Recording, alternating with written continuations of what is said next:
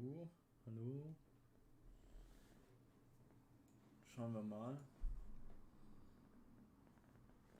wie gut die Audio ist.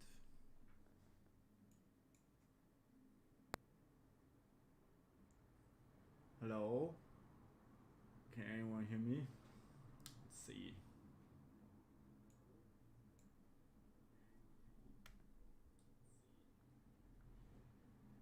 Maybe I can turn up the microphone a little bit louder.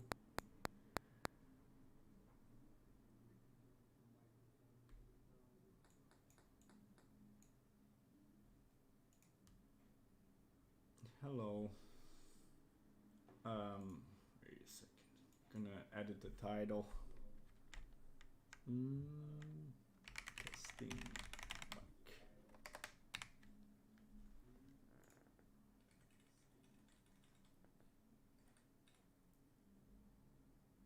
How is the audio? Can you guys hear me well?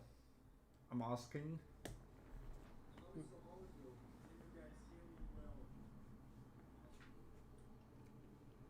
I mean, so many people complained about the bad microphone the other day.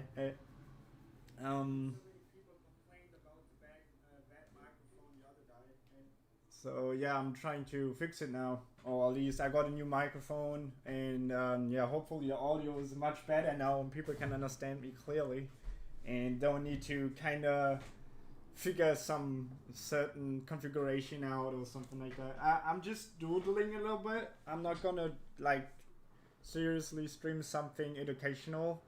So I apologize if that's what you were hoping for. Kinda. But yeah, there will be more educational streams where I want to kind of go about a lot of things, like the toy timesheet, you know, just exporting, filling a timesheet in general, just doing it with you guys basically together, going on about information, all these kind of things. These are like the plans I have for the new streams, kinda. So yeah, hopefully some of you guys will, I don't know, it will be helpful to you guys. Obviously these streams will be open to the general public, so they will be not hidden behind the paywall.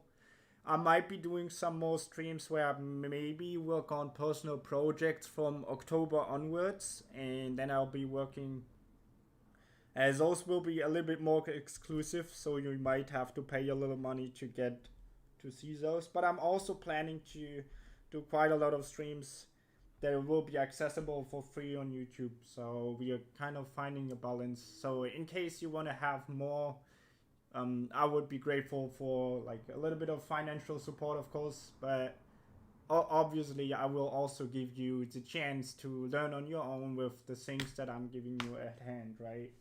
So yeah, that's pretty much it. I'm just doodling a couple things right now. I don't know what to actually animate, but yeah, maybe we can find a good thumbnail or something to that we can basically work off from. Like, I don't know, you know, start like, I don't know, we will end up somewhere, I guess. Let's see. All right.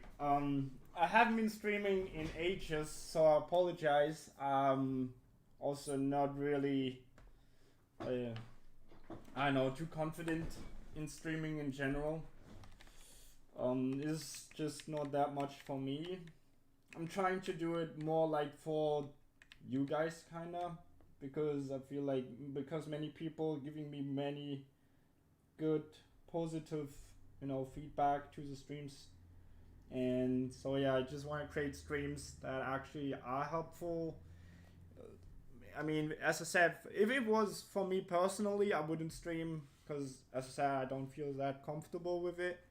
But yeah, it's more like for you guys. And of course, I want to try to push the Patreon a little bit, of course, right? Because I also need to make a living somehow, somewhere. And it really eases up a lot of my life circumstance if there's like a little bit more income here and there. To be fair, financially I'm doing pretty well, so I'm not really dependent on it. due to the amount of jobs I'm taking and doing. So it's pretty okay right now.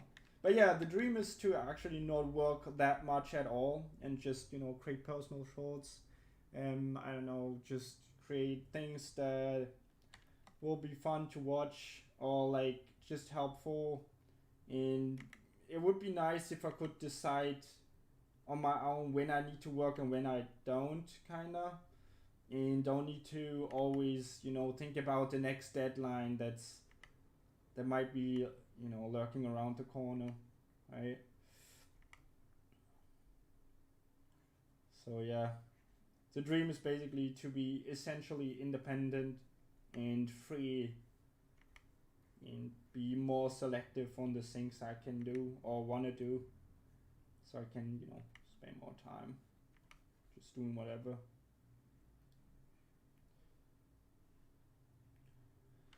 So yeah, if you have any questions though, you can go ahead and ask them on the stream right now.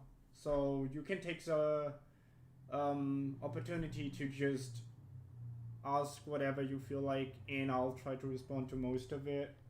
And yeah, that way, I don't know, maybe some of you guys find something helpful on the stream already.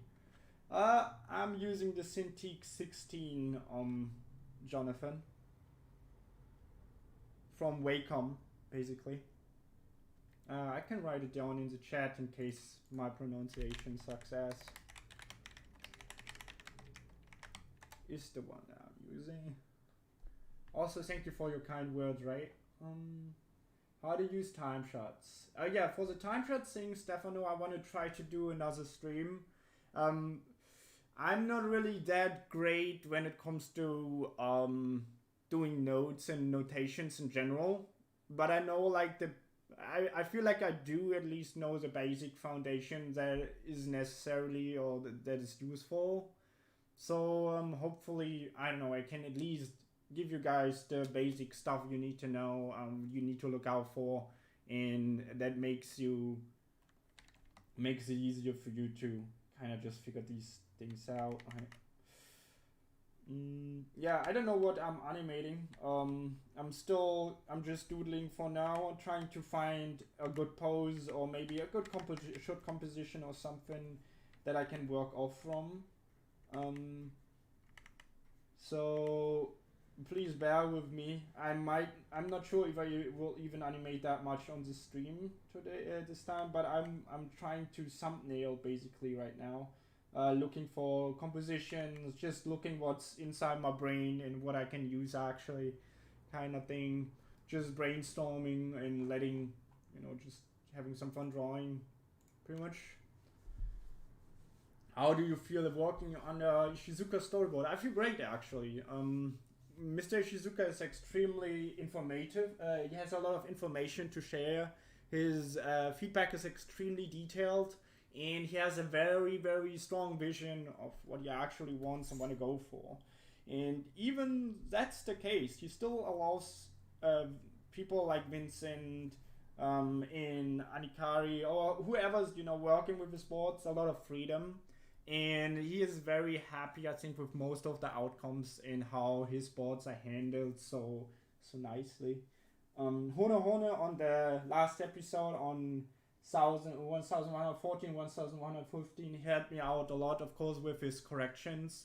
So it's also thanks to him that the cuts turned out that well. And obviously, thanks to the other people that helped, the production managers that, you know, figured out the schedules and everything, the second key animators that helped me out with these shots and stuff. So yeah, it's never like really just, it's always teamwork in a sense. Of course, key animators can do a lot, and you know, they can take on a lot of the frames in their own hands, kinda, right? For example, like Vincent, who draws a lot of keyframes, but even him is using actual in-between guides as well. So he's also working closely with the rest of the stuff as well that help him to create these amazing, great scenes that he's pumping out like every 4 weeks or whatever. Dude, he's popping up so often. So, you know, or like now Toshishida, right?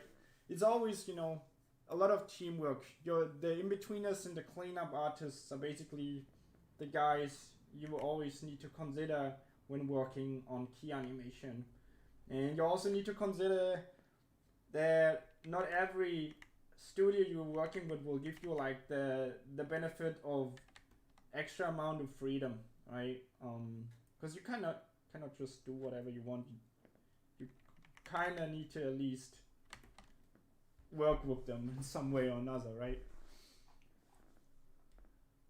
How do you stay motivated? That's a good question. Sometimes it's pretty hard, to be honest. Actually, this year I've been having a lot of struggles staying motivated at all. Somehow I managed to finish the things when it was necessary, but to be fair, I feel like last year I was definitely doing much better. I've been drawing way more cuts as well. I was more consistent. The thing is, motivation really comes from within, man. So the problem that we are having is that we are like always in these constant cycles of consuming whatever, or maybe, I don't know, family comes around and you need to take care of your family because there's like family events and everything. Then you also want to play video games. Then you're also a lot on social media, consuming reels and stuff, and all these things take away a lot from the time you could be animating, and also drag down your motivation, right? Like, because you will feel so frustrated that you didn't draw, because you'll be like constantly consuming something. So what you want to do is kind of take your time and learn how to be bored, so you can actually appreciate things a little bit better again, and don't be too focused on consuming all day, all the time, right? Give your brain a break, man. Give yourself time to, breathe, man. Like, and then motivation will come on its own as well. But yeah, just be capable of doing nothing for a certain period of time can be extremely helpful. And also, like, just, to calm down. And with nothing, I mean basically going for a walk. Things that appear to be boring, but are actually very healthy for you, right?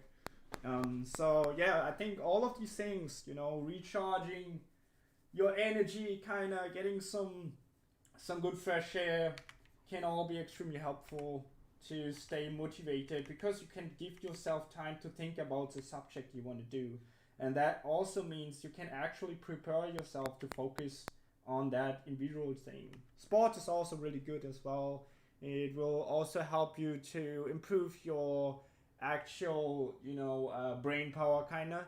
As you, I've been recently listening to some kind of podcast from some neuroscientists, and it's just that the brain and psychological issues are very closely connected. And I feel like if you're like taking care of your brain, doing something for your body, and just spending some time, at least just going for walks or something, is already enough. It will greatly benefit you in the long run. So maybe this is the kind of thing you want to do. Yeah, I don't know. All these things can help to stay motivated. In the end, it's all up to you. What do you want to create, right? What do you see in animation? Ask yourself the questions of why you want to do this, and what animation is for yourself, kind of. And I think you will figure out how to be motivated after just being consistently trying to be practical with the things you learn about, right? So yeah, I really do recommend you just, I don't know, just do the thing, take your time, and also take your time to get some fresh air.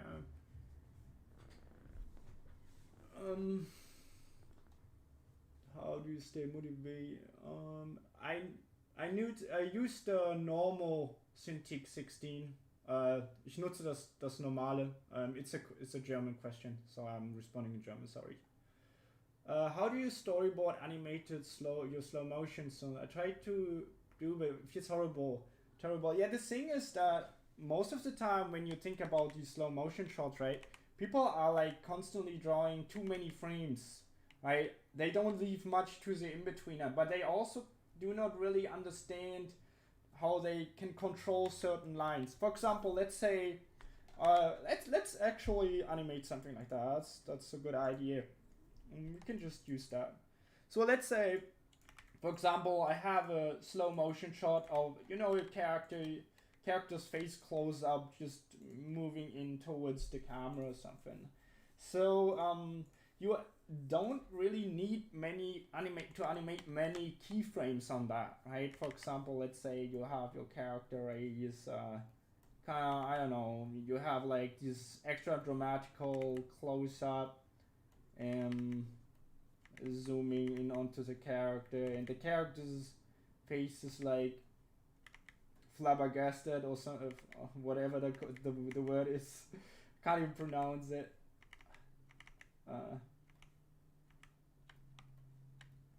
And I don't know, for example, this guy, he's, I don't know, I like to draw this downward angle. It's one of my guilty pleasures, I believe. Maybe it's the onsen influence or something, you know, everyone want to draw their onsen shin, I think. Anyway, so this guy, I don't know, he's just like that, right? And now you want to have a slow motion of this guy basically, I don't know, moving forward after realizing something, dodging something, or, you know, doing whatever. So what you do is basically you have, you put down 3 keyframes, right? And you try to keep a consistent spacing. That means the distance I'm taking will be the same, kind of. The distance of the lines will be the same from frame to frame. So yeah, it's pretty much what I'm doing now. So I'm trying to kind of get, I'm rushing it real quick. But yeah, if you, for example, have a close-up shot and it's just supposed to be a slow motion, you can get away with very little amount of frames.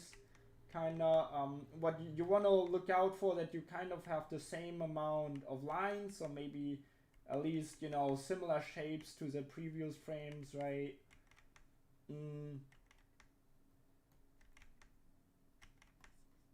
And yeah, so that's basically how they do it in anime. The keyframe, like the animator who's putting down the keyframes, he will most likely just draw like maybe 3 frames or maybe a couple more. But you won't be drawing like 20 or something for a slow motion shot, because most of it will be just done by the in-betweener then. And he will just basically do that tedious work of tracking every line and just, you know, connecting one frame with the other, right? So in that case, you also would, they would also, you know, just put down timing shots, and then I don't know how many in-betweens they put. Like, you can put so many actually, by the way. It also then, it depends a little bit maybe on the production you're working on, because you gotta understand that every production, every episode that is produced basically has their own amount of budget. So that means if you're seeing like a high Sakuga episode, it's most likely that these people are getting paid more, and that's why the episode seems to have a higher budget in that sense. But it also has a bigger talent pool. So budget in itself is part of the factor that actually helps to produce higher quality things, because you need to pay for the amount of frames that are produced. In a high action episodes, it's just the case that you are like, I don't know, getting up to 20,000 sheets or something from that one tweet, for example, that I read from Tu Yong-se, how is it pronounced? The Chinese animation director from Toei. He's also a very cool guy, by the way. I sometimes chat with him. He's very kind. Anyways, him, for example, where did I left off? Ah, shit. So, oh yeah, he told me about, he basically made a tweet where he kind of claimed that episode 17 from One Piece, for example, had 20,000 sheets. And, you know, just imagine it being the same case for any other high action episode you're watching out there, kinda.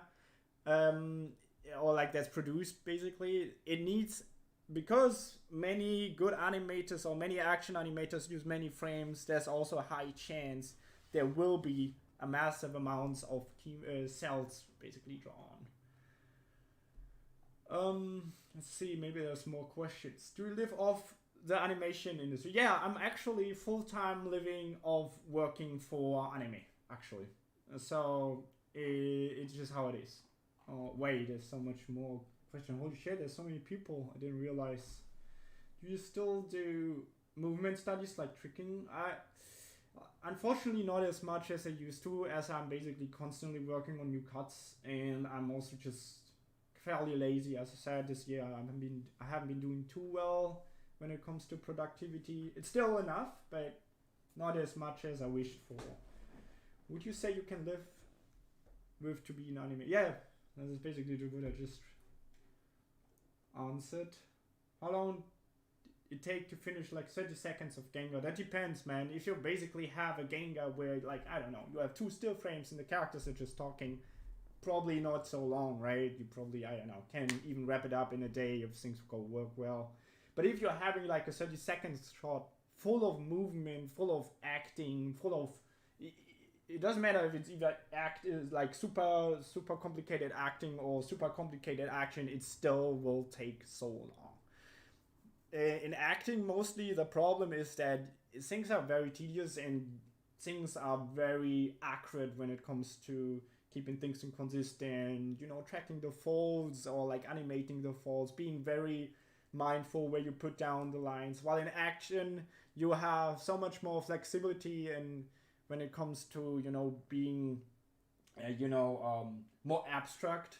So, for example, in Jujutsu Kaisen, or like in one of the cuts that Vincent Chasson animated in One Piece, he kind of just, you know, had like one cut where it's like it's just completely outlines, kinda. And yeah, my tablet driver just died. I'm sorry. Anyway, so yeah, that's kind of how you would probably do it. You would just just add a bunch of in-betweens for slow motion. By the way, yeah, I don't know, but it really depends. It can take a lot of time. 30 seconds of animation is actually quite a lot. And if you have like, I don't know, 10 different shots to animate, and they're all, you know, changing in composition and movement, and maybe you have background animation and everything, things can take long, dude. Like, really long, actually. Countless of hours, thousands of frames maybe, that you have to draw. It's pretty hard to tell how long exactly, but you can say at least maybe a month or something if you really push it to Gengar and stuff. No, right? And then I'm being generous here, right? And like, it depends really on the complexity. In some stuff that some people create, like if you watch, for example, the newest movie from Look Back or something that might be coming out someday over here in the West, hopefully. That one, for example, has a high complexity when it comes to background movement, background animation, character acting, etc. Right, the detail in every line is extremely accurately put down.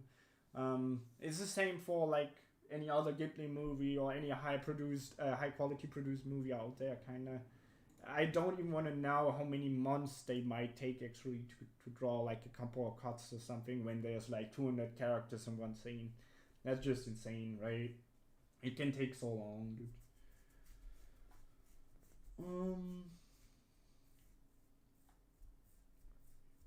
Also, thank you for the nice compliments on my One Piece work. I really appreciate it. I'm gonna try to do more, of course, in the future. But eventually, I will catch a break, and then I will be not as apparent. Not sure when it's gonna happen, so there's no official. It's not an official announcement or something, but just think of it might happen at some point sooner or later. If you don't hear from me in a while or something, then it's probably the time where I just, you know, need some time to chill, to relax, maybe go on a vacation, or just, you know, spend some time with friends and family. As I mentioned before, it's super important. It helps you to stay motivated as well, because you just have some time to focus on something else, to calm down, you know, just be there. Do you have periods of time where you're unhappy with your work? How do you push forward if you're not happy with what you're creating? Oh, dude, I have this all the time actually. The thing is, once you've started creating something, it feels good in the moment you create it, but on the next day when you look back at it, you're like, oh my god, there's so many mistakes. How did this end? How did this end up to be this way, right? And you're like completely confused on what you just created there. And then when you like look back months ago to what you created, you're like, oh man, but I definitely did better, right? But then it's still far of what you kind of expected or wanted it to be, kind of thing. Uh, it's troublesome. Actually, I'm going to go. Well, Delta, this guy Delta, one animator who posted something in this other server, he created like a very fun shadow thing, and I actually feel like maybe this is what I want to animate too now. So I'm gonna take this inspiration from him for this animation. Alright, yeah, so basically this is my layout now. I'm gonna use this thing as a layout. I'm gonna add a couple more details so I know maybe have like, I don't know, a little bit more of depth and I don't know, maybe more of a background that I can work off from. Yeah, I think I got the idea of what I want to draw with this cut or what I'm trying to interpret into this. So my idea would be like he's probably standing on the edge of a building, kinda, in all of here, over here, down here. Basically, you can probably see streets with cars, you know. I don't know. I'm just gonna try to draw some background animation, let him move along this path, kinda, and maybe let him jump off this ledge, maybe to another building, and then he's maybe crossing the street and we can look down from the top to the street. Yeah, so basically I'm gonna use this thing and I'm just gonna start animating from here, see where I end up. And yeah, maybe it might fail, maybe it might look good, I don't know. We will see about that in just a second. So yeah.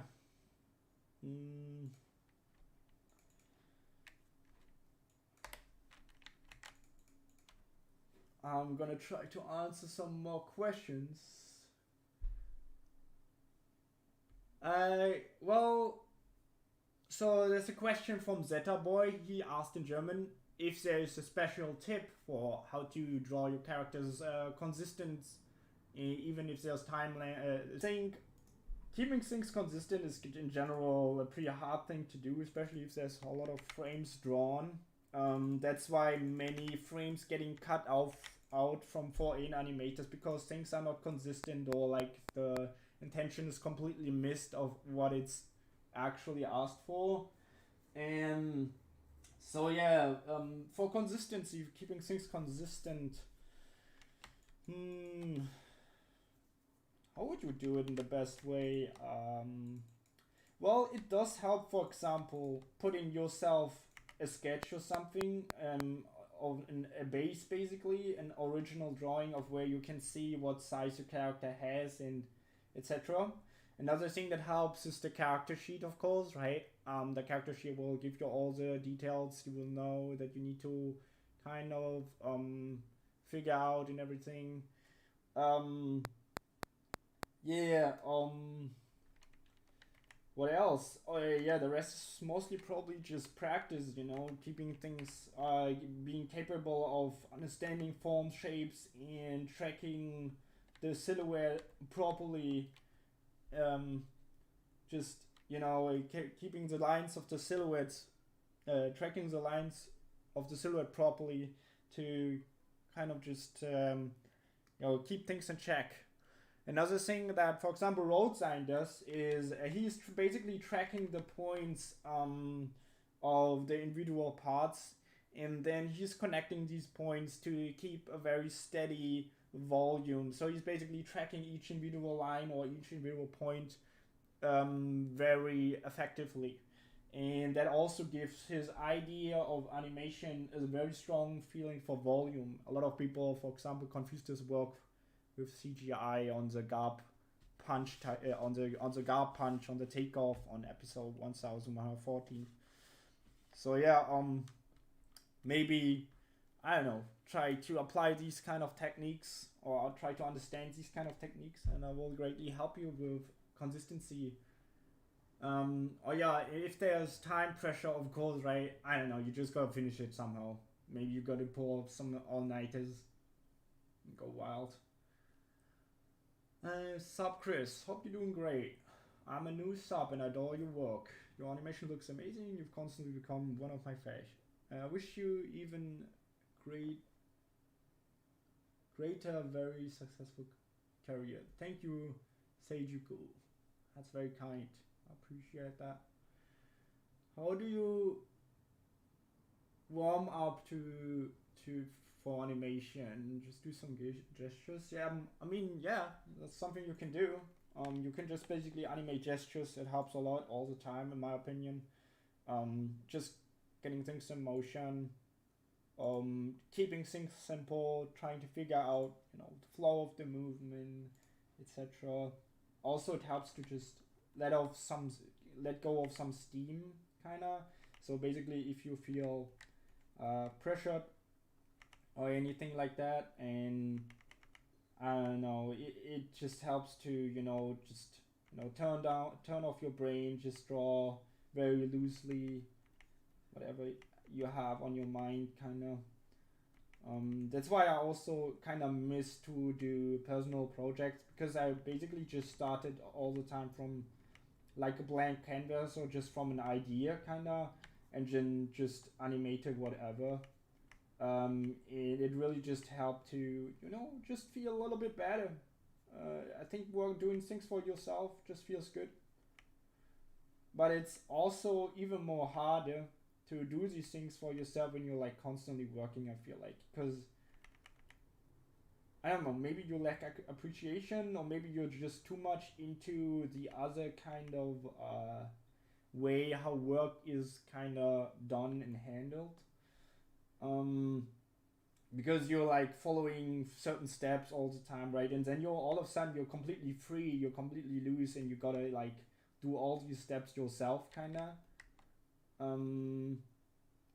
So I don't know, maybe after you've been doing so much work for a while, animating for yourself can feel a little bit off, maybe. Not sure if any one of you experienced something that's similar. It feels like that for me personally. So I'm not speaking for everyone, right?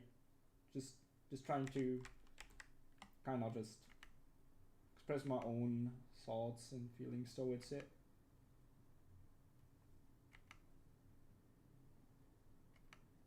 Let's see. Maybe based on the direction where he's looking, we can already, I don't know, find new ideas what this guy's actually supposed to do. Alright. I made him pretty buff, man, so I'm gonna turn down his muscles a little bit. The first sketch is gonna be a little bit more clean, so I basically have a good drawing to work off from. The next drawing is all gonna be very loosely. But yeah, it helps to have at least one good sketch to work off from.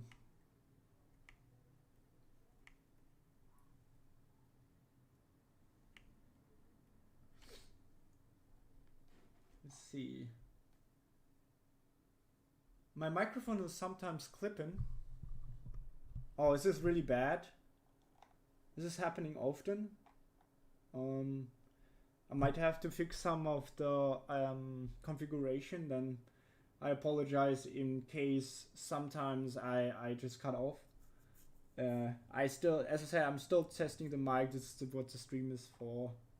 I didn't expect so many people to actually come around.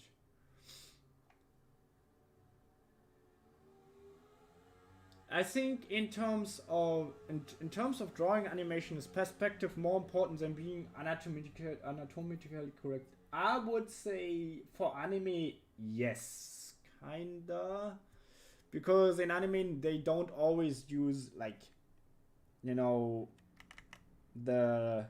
most logical anatomy, right?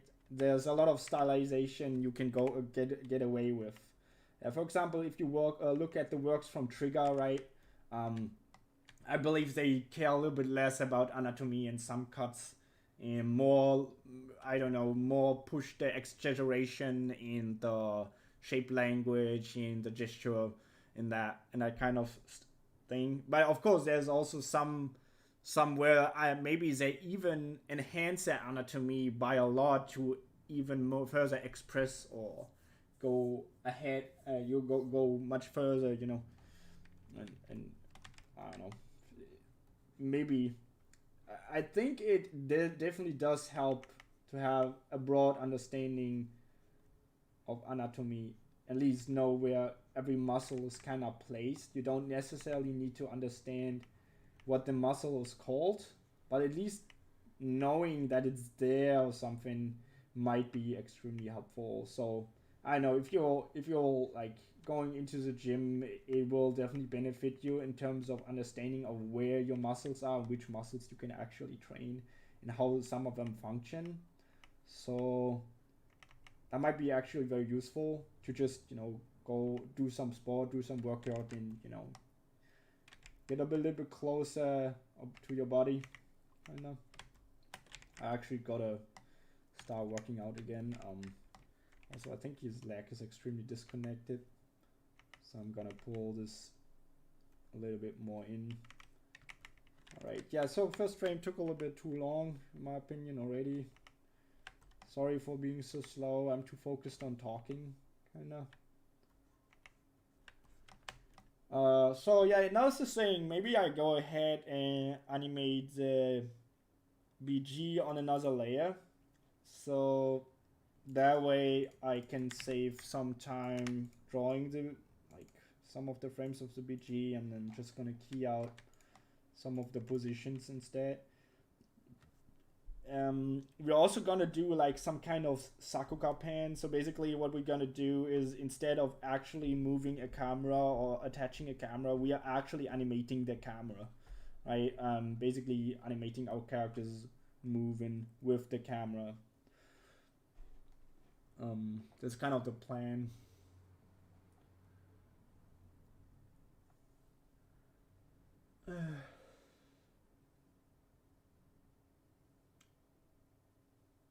Yeah, Clip Studio Paint X does take a lot of a lot of time. I don't use rotoscoping actively. I used to do like 3 rotoscoping tests, I think, or 4, and they were all around 2018 or 2019. They are also in one of my reels, kinda. But otherwise, after that, I didn't really rotoscope at all, because it just isn't necessary. It's more fun figuring out the motion yourself, in my opinion.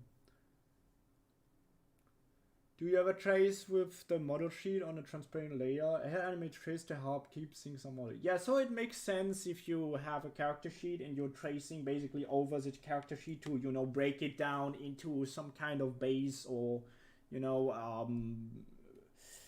how do I say, puppet or something that helps you to understand the proportions better and simplify it. So yeah, it's definitely a thing you can do.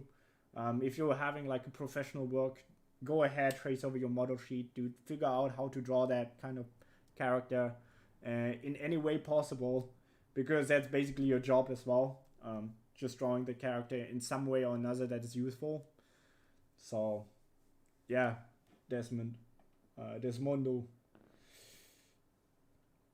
I use Krita to animate on my tab and or PC. I see people use Clipstudio. Is it better, and why? So Clipstudio Paint is actually pretty good because it has a lot of very useful tools. Unfortunately, it takes a little bit longer to get into it and get familiar with it, and there's still a couple of things that appear to be fairly inconvenient, especially if you're coming from background with Adobe Animate or you know, I don't know, Toon Boom or TV Paint or something. Anyways, regardless, Clip Studio Paint has a lot of very, very helpful functions that are super useful if you're working in the anime industry, such as the toy timesheet, or like the export function that, you know, exports all your cells individually, you know, names them, put them into folders, etc. And you can do that with just one click. Yeah, do this actually a lot of things kind of that Clip Studio Paint is useful for. Also, many studios are using it, such as Toei, for example. It's widely common use there now that people like Clip Studio Paint, and some of the corrections are even done within the actual clip file as well. So that's super useful. That's super helpful. You don't have to set up everything again or something. They just create a new layer, start to correct inside the file, right? That's why Clip Studio Paint is extremely great right now, in my opinion. But it doesn't mean other softwares are not great or not useful. It really depends on yourself, on how familiar you get with the software and how much time you want to invest in, you know, getting familiar with the software. And eventually, you will come across things that just feel more natural or more easier for you to do. And you will probably end up with like fairly with the software you like, I guess.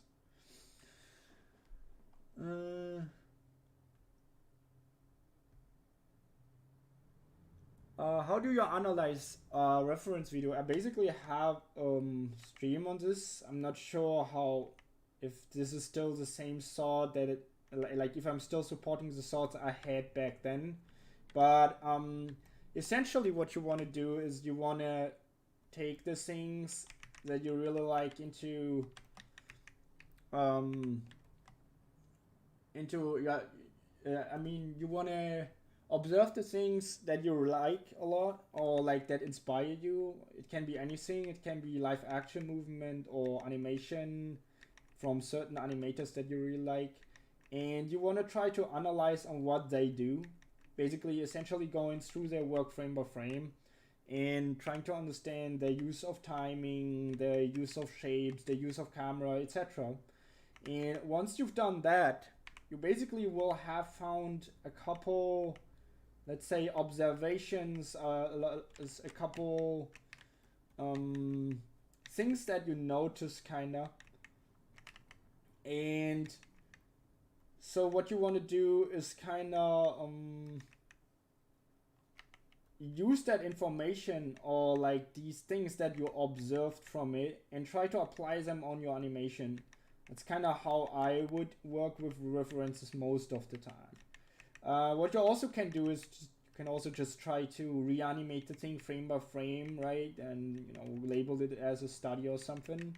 Or maybe just try to understand a certain technique that is used and try to just break it down and just animate that thing. There's so many ways to go about it. But yeah, reference in itself is always there, as reference is basically, you know, all around you with just life in general. But, you know, of course, all the media and stuff that you're consuming will be also, you know, useful for references in case you think it's worth using. Yeah, pretty much it. Why do you flip back and forth? So I can basically see the movement of the line. I'm flipping so much to also to kind of keep track of the individual lines, but also on how they behave. Sometimes I'm not exactly tracking the individual lines, so I'm not really that consistent.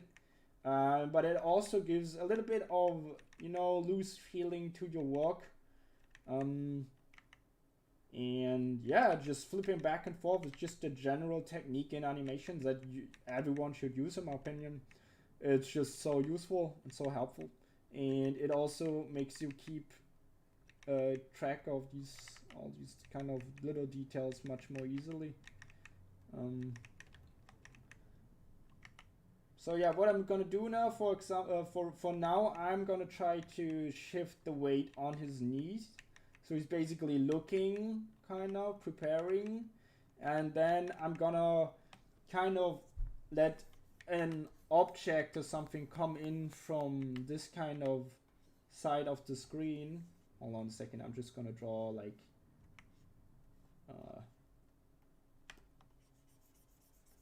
an arrow or something. So basically I want to like have an arrow, you know, an object come towards him, and then I'll just, I don't know, get him into motion. Maybe I don't know, drawing some debris, some explosion, something. Yeah, I gotta see if I'm not, gotta be careful here with the foreshortening, that I'm not decreasing the size of his arm too much. See. 2 anime streams in a day. God damn. Oh yeah, road sign as well, right? How do you reference in your animation? One of the best animators I've ever seen. Okay, I explained the reference thing. As I mentioned before, go ahead and try to look into the other streams I made previously, and maybe some of them will help you to understand the idea or the way I'm kind of learning. Otherwise, as I said, like there's so many ways on using references. Spencer Wan's basically recording himself, you know, doing a flip or roll or something for Castlevania, and use that basically. So maybe you want to go for something like that instead. So yeah, so I'm drawing with too many details. Let's try to simplify and try to just focus on the essentials, kind of. Okay, so body is going into that direction.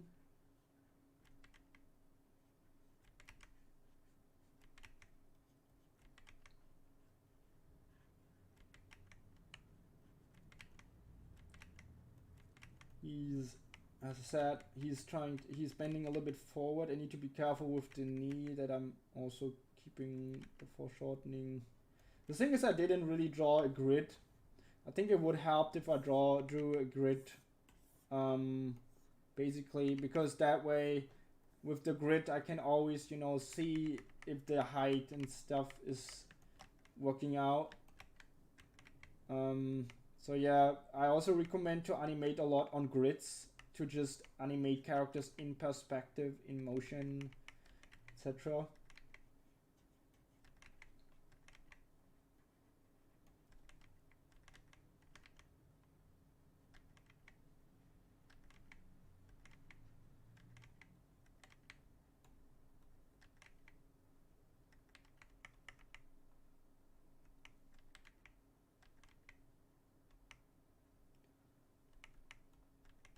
If you're capable of putting a character into perspective properly, it helps. It helps so much. Right? It's definitely a required skill, in my opinion, if you want to work in this industry or like just get somewhere.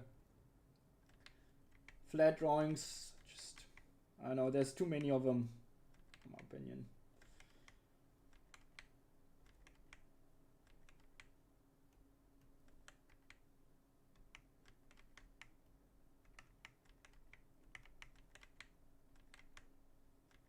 Usually I would be zooming in when drawing the face, but since it's so rough, I don't really give a fuck about consistency that much. I'm mainly focused on motion here.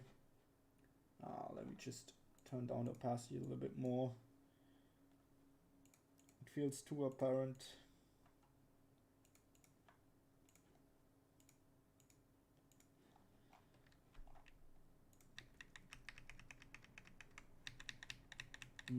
Let's see.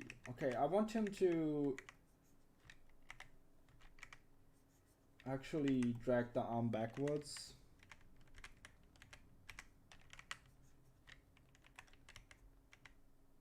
Or maybe just have it go down like that.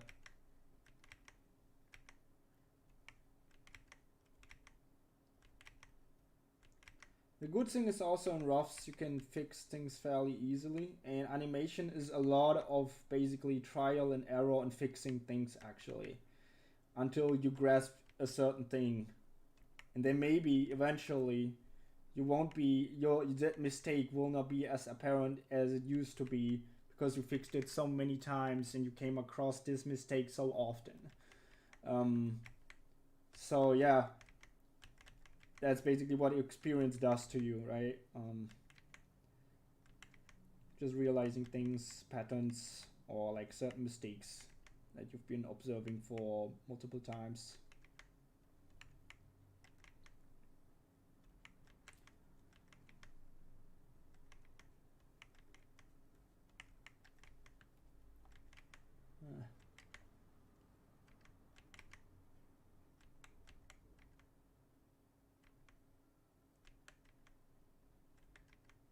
All right.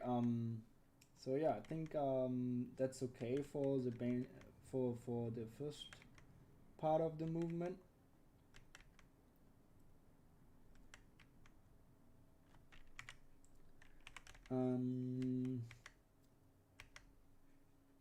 I want him now to react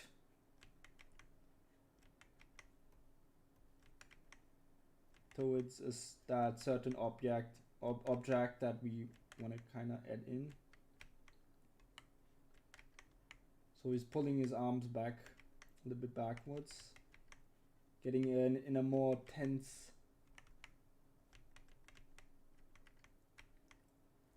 position here, kind of maybe clenching his fist instead.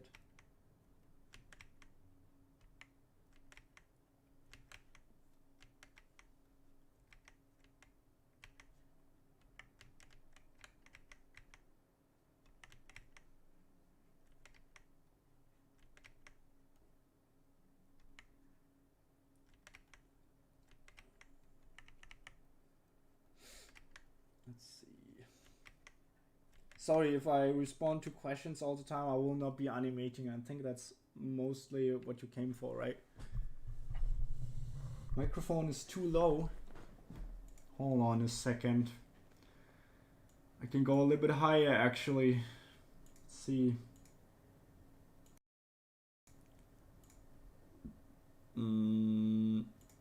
Properties. Wait. Settings. Audio. Wait, where is it?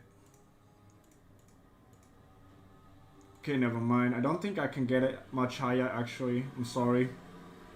I can get the microphone closer to me.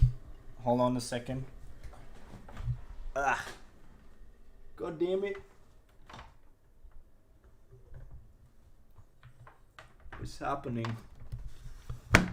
I'm sorry guys for what's happening right now.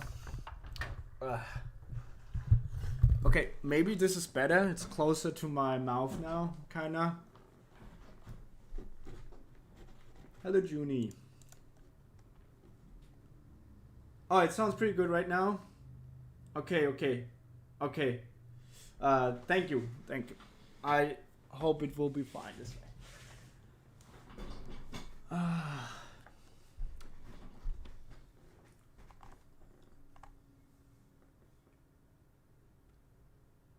No way! You were the guy who animated the One Piece opening. Yes, I animated in 25 and opening 25 and 26. I got lucky. I'm very happy they actually let me work on that. It's so kind of them.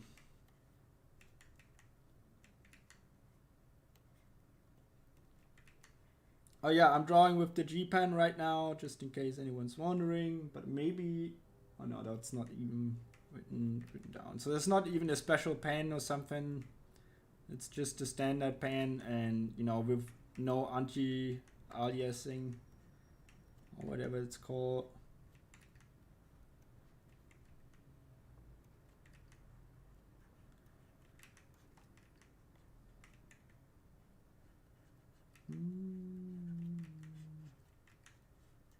Alright, let's turn up the speed a little bit. Let's draw a little bit faster.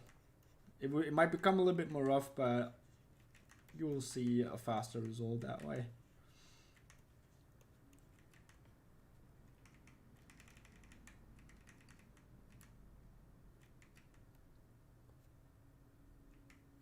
Okay, so now he's like all tensed up, and kind of I got my... So basically what I did now is I just have like an idle motion basically at the beginning, him and just, you know, I don't know, just getting a little bit more down. I don't know what he's doing. But over here he starts to create a reaction. We wanna, I don't know, maybe have the knees a little bit less bent or something. Maybe the other leg is now, I don't know, also moving. So he's kind of repositioning his stance a little bit.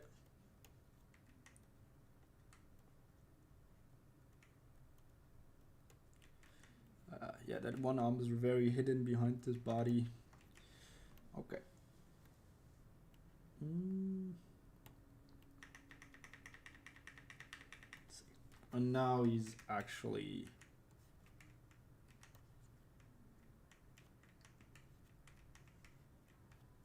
dodging. So now we are going into the dodge action, into the motion. So what I'm doing is basically him kind of changing his weight to the other leg. Alright. I'm trying to keep in mind of where the hips are on the previous frame. They were like right here. So now I'm gonna try to draw them around right here.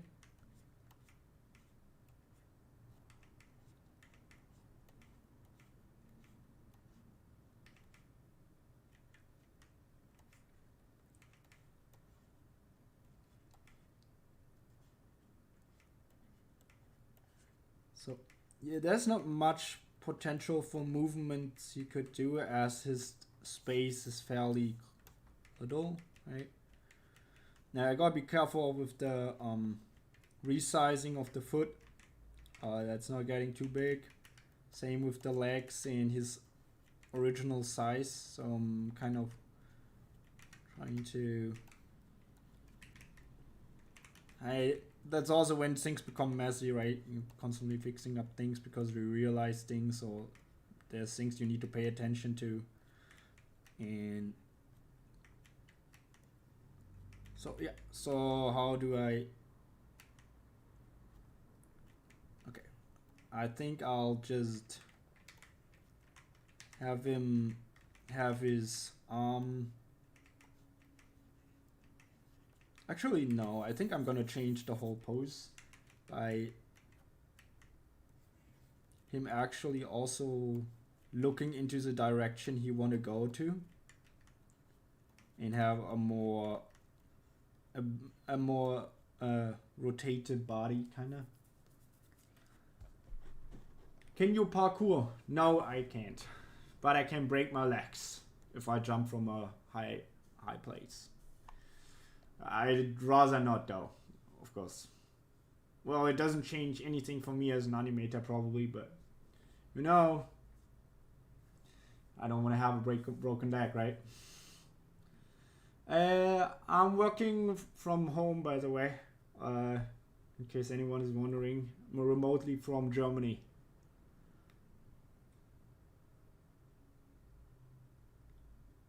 Oh, the mic has kind of low output, is what the people say.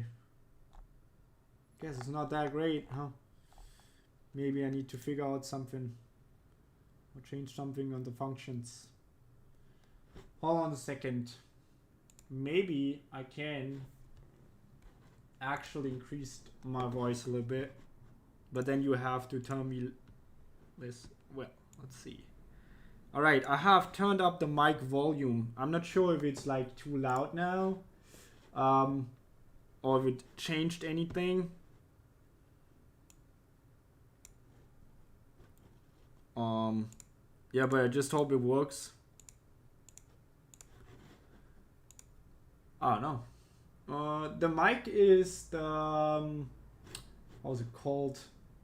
Let me just put it into chat for you.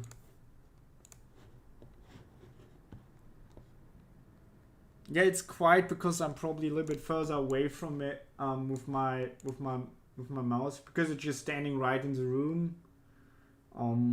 Pretty much. Ich komme aus Nordrhein-Westfalen, aber ich sag nicht woher genau. Ist mir ein bisschen unangenehm im Internet.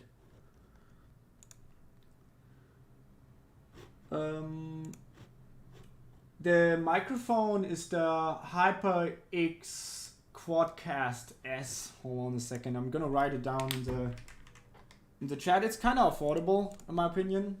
It has a good quality. Podcast. Was it X? Was it S? Or was it S?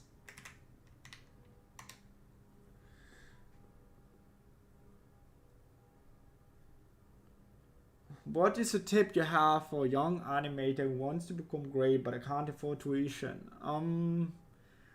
Well, the thing is, I haven't been going to a university myself when it comes to animation, so I say it helps a lot to get involved with communities. You know, getting to know other people your age that have the same, you know, same interest as you basically, and talk about animation. So you also have someone that can always give you feedback and can support you, etc. Can hype yourself, like each other up, right? It helps a lot to have a community behind you, and just enjoying the sake out of animation, right? All of that basically can help a lot to grow, and the rest is basically you just informing yourself online, getting like these tutorials in, repeating the fundamentals a lot, right? Getting to understand how to use them properly, looking for information about how to join the industry, what is actually needed to work in the industry, and trying to work your way towards that kinda. It's really just hard work. There's no real secret. Even if you're going to a university for animation, right, it's not really guaranteed that you will find a job right after with this. It also depends on what kind of university or like what kind of school, animation school you've been going for, kinda. So yeah, for example, if you enter Mont Blanc, it's probably very likely you will find a job afterwards, I suppose. Also depends on your personal efforts, right, the connections you're making. But since there's many people who will be working in the industry at some point or another, there might be a good amount of connections you have made just by, you know, going to that school. But you can basically do the same on the internet. Just gotta be around the right people, try to learn from the right people, create communities or join a community. All that helps. And also helps to post your stuff online, get that positive feedback in, right? It can motivate you, right? That helps a lot. Also, depending on basically how your work does on social media, you get like a bigger idea of what the audiences are looking for. So yeah, all of these kind of things can help you as a young animator to kind of get confidence and find your way towards becoming a professional, if that's the goal you're having. Otherwise, animation can be just fun. I think that's also one of the most important things that you always need to keep in mind. You're doing it mainly because you're just enjoying the hell out of it, right? Who cares about the people, something you meet on your way, or the assholes that tell you suck or don't like you or whatever? It doesn't matter. None of that does. All that matters is that you enjoy, you know, the medium, enjoy creating, you know, just having some fun with whatever you create.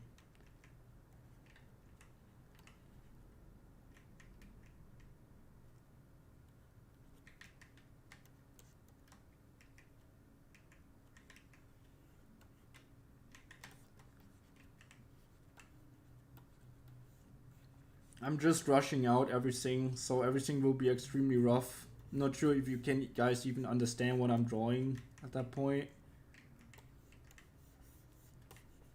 But yeah.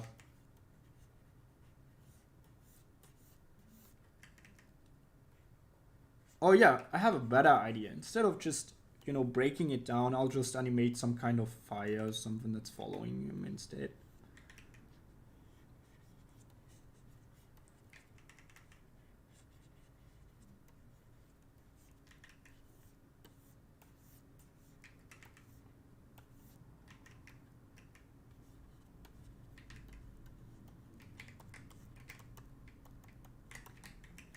I'm just animating it on the same layer now, because I'm kind of not in the mood to go too complicated on creating new layers. I'm sorry. Yeah, this is me being lazy again.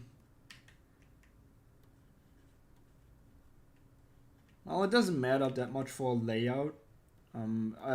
Just if you want to, you know, time your your effects differently. But you can still split up later on your layer in Genga to 2 layers or something if the situation demands it. So for example, sometimes when you see the layouts from Nakamura, as far as I know, some of them are just drawn on the same cell, but later on you just split them up in some occasions.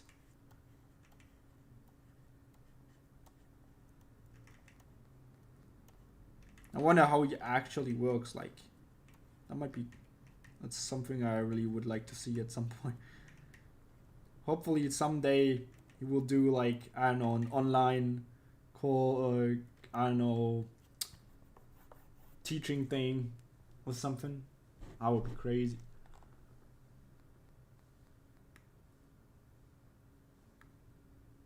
What do you think about working when you don't want to? Well, you just gotta do it, man. You gotta get the money. You gotta get, like, food on your table. There's no chance for you not to do it. If you have made an agreement, you gotta stick to it. Gotta try to stick to your words as good as you as possibly can, because that's basically what your reputation will be built on. So yeah, don't be a wussy, right, or something, whatever you want to call it. Okay, that pose is kind of weak, so getting that leg more forward.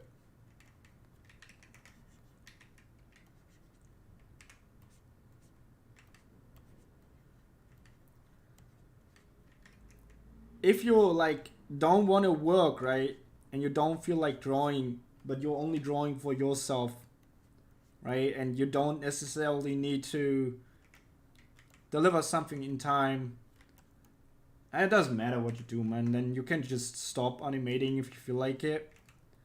But yeah, if you really want to do something that, you know, makes you feel like you've learned a lot, right, you need to stay consistent. You need to give yourself the chance to work on something for longer periods of time. And if things really don't work out because it just doesn't, nothing clicks, right, and it all just seems frustrating, it could be either a sign for you learning something, or, you know, that uncomfortable feeling is just a sign of you, you know, being spoiled with all the, how do I say, stimulation you always receive and the instant gratification you're basically getting. Kinda could be also a thing, right? You're just too used to having it easy, so once you do something that requires a little bit of work, you probably feel demotivated. It's kind of not a good attitude to have in general. Because there will be always times in your job where you actually don't want to do the thing, or things don't go your way because, you know, I don't know, directors changing things or expect something different from you, right, etc. So you might want to be, I don't know, just try to pull yourself together once in a while. You don't need to have to do that all the time, but when it's important, at least do the work there, right?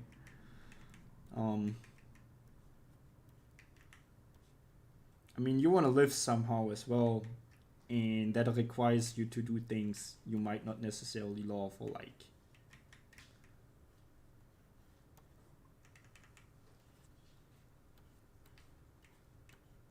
But also requires you to, get along with words and sorts.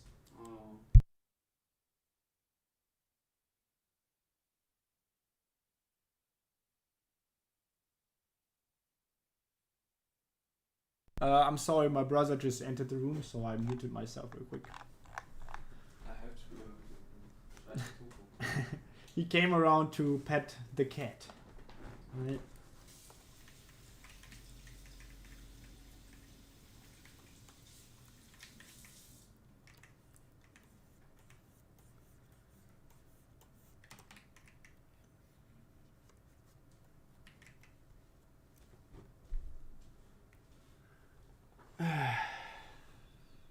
So I mean, about the 60 FPS thing. So my personal idea is just the problem with 60 FPS and what people don't realize it when they interpolate the things is that they are completely messing up the actual timing of the animation that's supposed to have.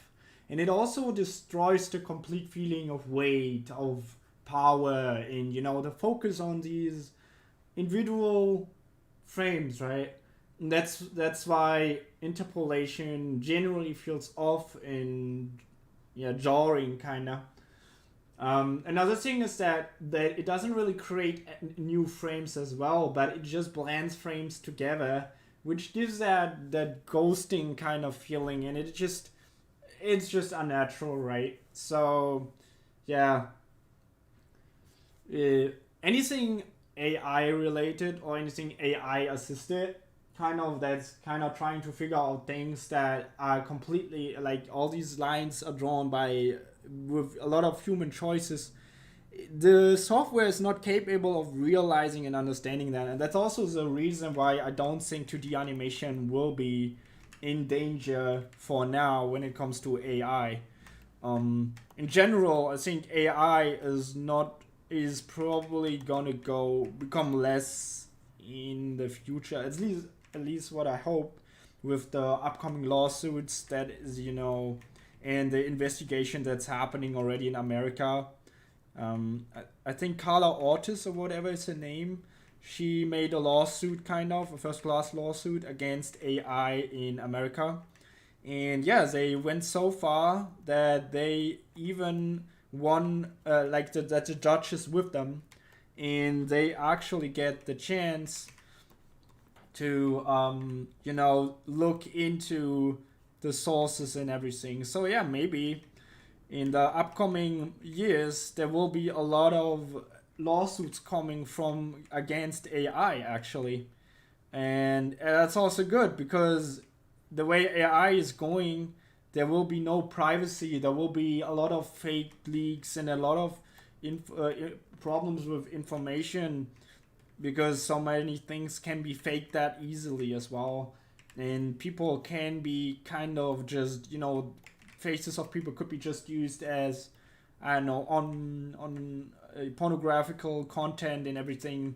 It's awful, it's actually very damaging and dangerous. Yeah, okay, so there's a lot of resizing in my character, but since he's going towards perspective, maybe it's fine. I'm gonna still try to adjust it. Also, the drawing poses are just awful. Maybe this is like one of these frames where I'm like, okay, maybe you should just delete the whole thing. Also not sure about the frame before. So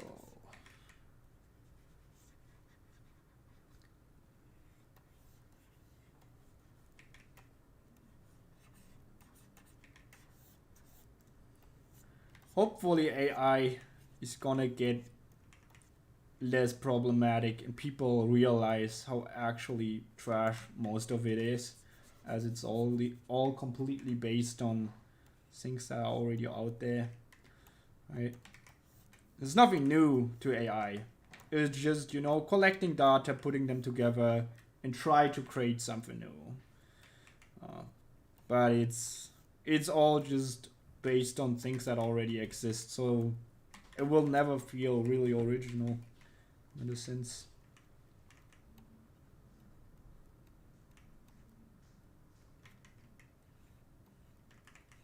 AI cannot come up with new animation techniques or something like that, in my opinion. At least for now.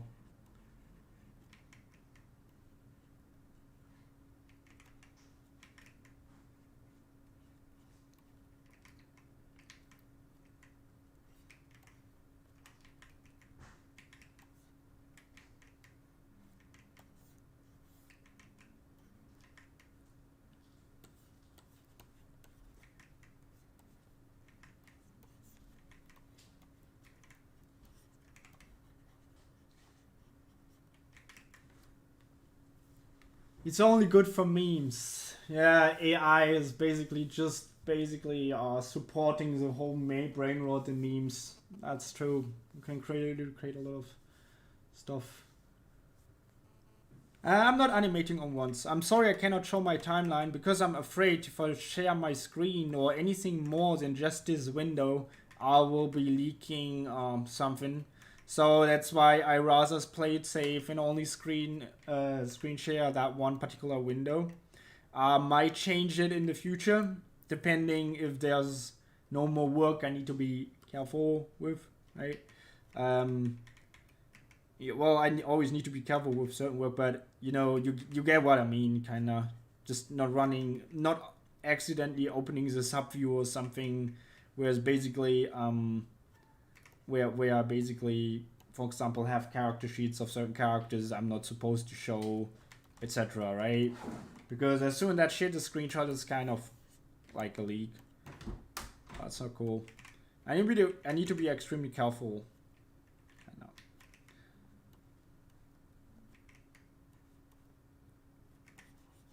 And I've been working on a lot of things, I believe. There's definitely quite a lot coming together by now. Still so much to learn though.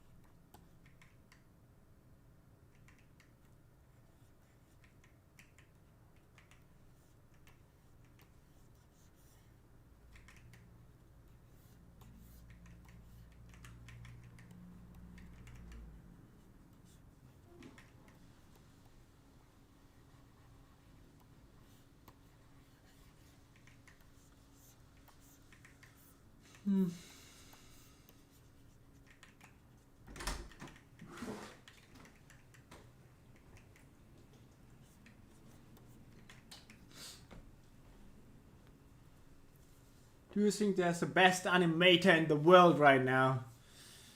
Man, I hate that shit. Well, the thing is, I personally don't think you can actually put a rating on animation.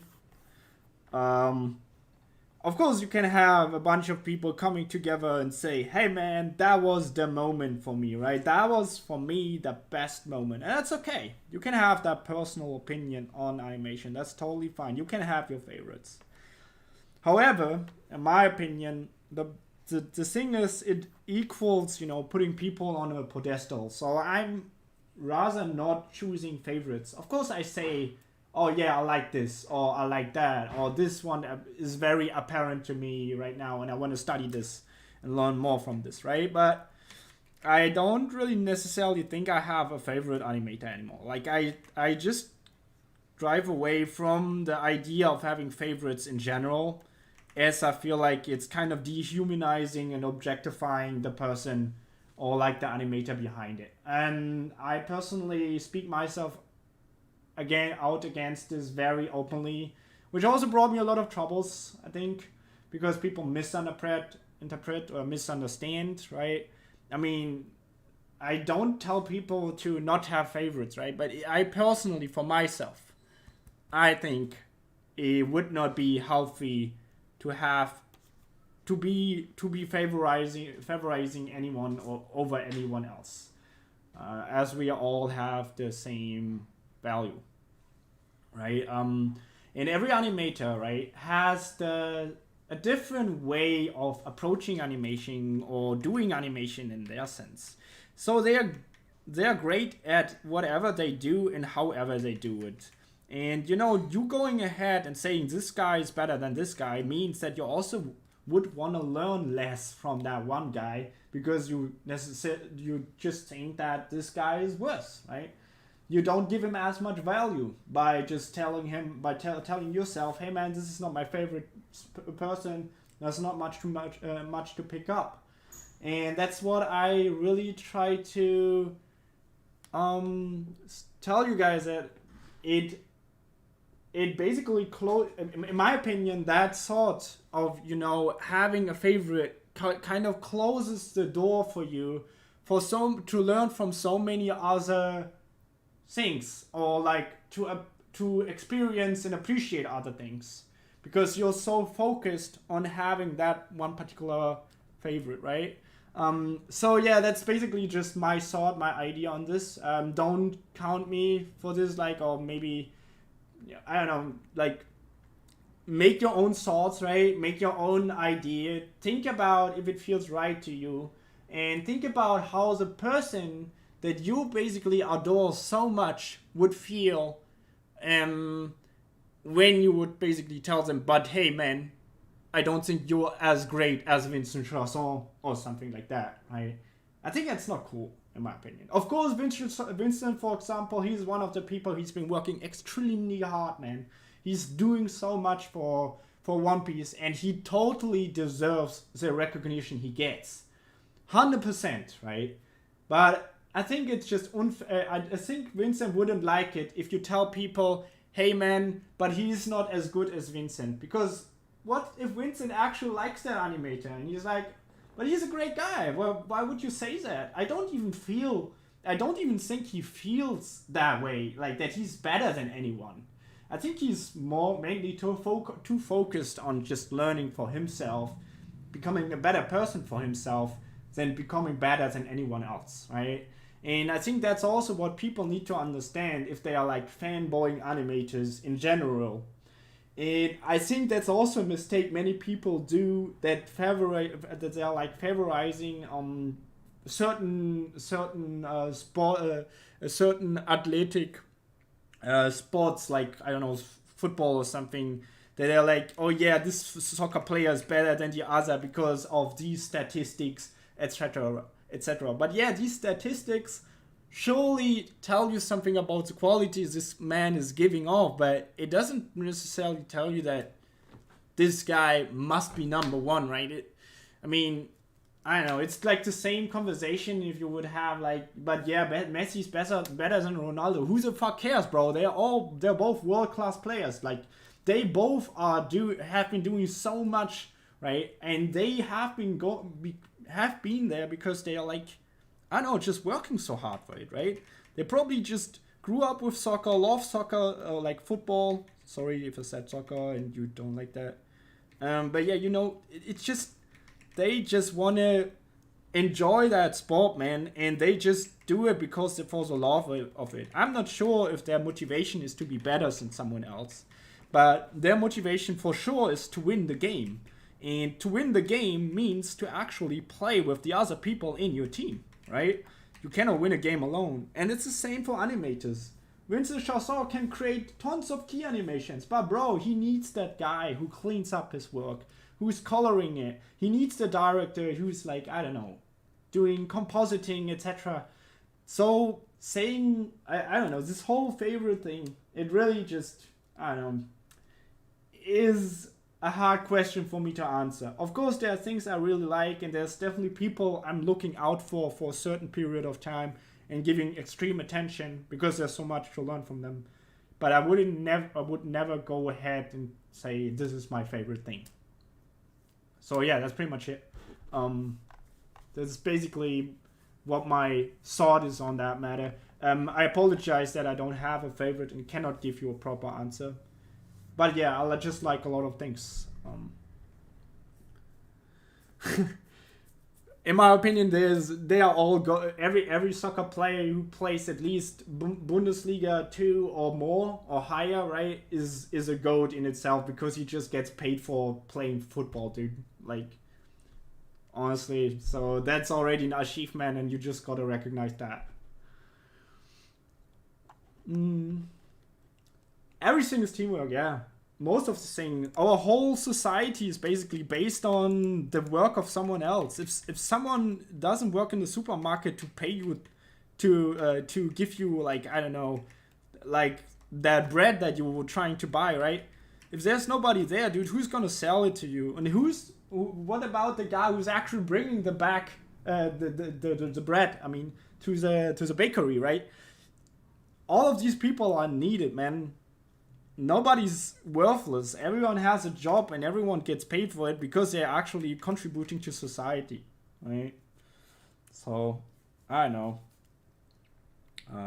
Yeah, whatever. the Chris rant. That was it. The Chris rant. Me just saying whatever is on my mind, kinda.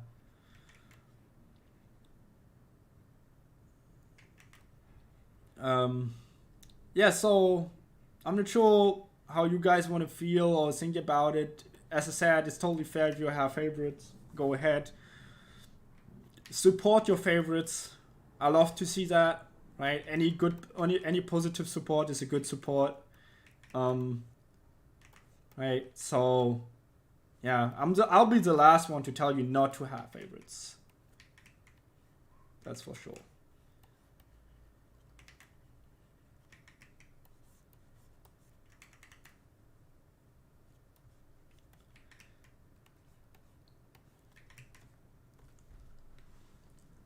Another thing, though, last thing to the opinion, to the favorite thing. Another thing I noticed is also when there's a favorite, like for example, like Ota or Vincent Chassin working on an episode, they instantly also overshadow a lot of the work of the other people, basically, because their attention, they are bringing the most likes, they are bringing the most attention, the most, thing people can talk about pretty much online. So of course they're getting hyped as fuck, right? People are reposting their scenes everywhere, right? Everyone is like completely hyped but because of that, they will say, yeah, that part was great, but the rest of the episode was kind of ass, and have these kind of opinions because they're also comparing that particular work to the rest of the episode. So if things are not staying consistent, it will automatically go to it will automatically, brings a person to the point where they don't even recognize there are even more people working on this, because all they get is like these couple names or something that are like occurring on the internet every once in a while, right? So yeah, it's kind of tough, right? Especially that is also what kind of creates the competitive nature between animators, I believe. The social medias can really destroy your perception on how you want to see and look at things and, look at people. You see the number, this guy must be famous, right? Or this guy must be godly. And as soon you realize this person is actually a normal guy who's like just trying to do his thing, right? And he's just, trying to figure out life as much as you do. You kind of drop him and you're getting disappointed in the fact that he's just human and he's not acting as professional as you want him to be. And I don't know, this is kind of wrong in my opinion too. So you shouldn't really put your own expectations on someone else, as it naturally just leads to a disappointment for the most part. Of course, you should have expectations towards someone you really trust, but if you put expectations on them, you should also be aware that you're doing them and not hold them accountable if things didn't work out, if things didn't work out when they tried, right? So so many thoughts, man. So many of these things that I've been thinking about as well in the past. Right. Do you feel insecure about if we artists actually contribute to society? I'm not gonna lie, I think art is extremely important, but I get pretty insecure about my role in it. How much does society need me? That's actually an extremely good question, man. Like, I feel this so much. Sometimes I feel like I'm not really contributing at all, right? But then on the other hand, when you think about it, and you're thinking back to the time when you were a child, right? And you were watching these shows, man. I don't know what you did watch in your past or when you were a child. Maybe Naruto or One Piece or whatever. But then you realize these things that they are giving you, that joy, you know, this thought about becoming a pirate or becoming powerful, you know, or maybe just goofing around with your brothers playing ninja. I don't know, maybe even recreating something like in Lego and, you know, playing with your Legos, basically. All these kind of things are basically initiated through these little moments, through these little amount of seconds you can give the viewer, right? And you don't even know how many people are like, you know, feel an emotional connection to what you created. And that's also the thing, right? If you can give the audience some kind of idea about moral, right? If you can help them to actually figure out a complicated scenario that they have been struggling with, but, you know, their answer lies within that show, I believe we are contributing extremely importantly to society in that way, and we are shaping it. We're shaping the way they sing, they're like these morals are, you know, being delivered to the audience. And even if you're just an animator participating with a few seconds, right, and the original creator, the mangaka, is actually the mastermind behind it, you're still part of this, because you're still part of that team that brought this alive and brought it to a bigger audience, that also helped maybe even more people in the long run to stay mentally fresh, or maybe just figure things out. I mean, cartoons can do that, right? Cartoons can do that. That's what I think, right? So, yeah, we do contribute, and I think our work still has an importance. But you know, there are a lot of people who are trying to tell you differently. So, the thing is, we are so overpopulated on the planet. So, but we are also so overstimulated and, you know, what else? Sorry, I lost my point. Give me a second. I'm trying to find the connection of what I'm trying to say.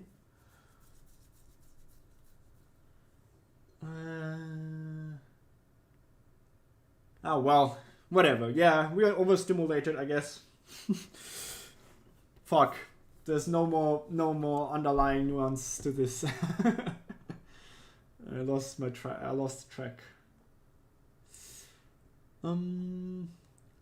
What's a good mindset to have when you know there are such great animators about when you're just a beginner? Well, the great mindset to have is these people started on zero as well. None of them actually got were born with that exact skill.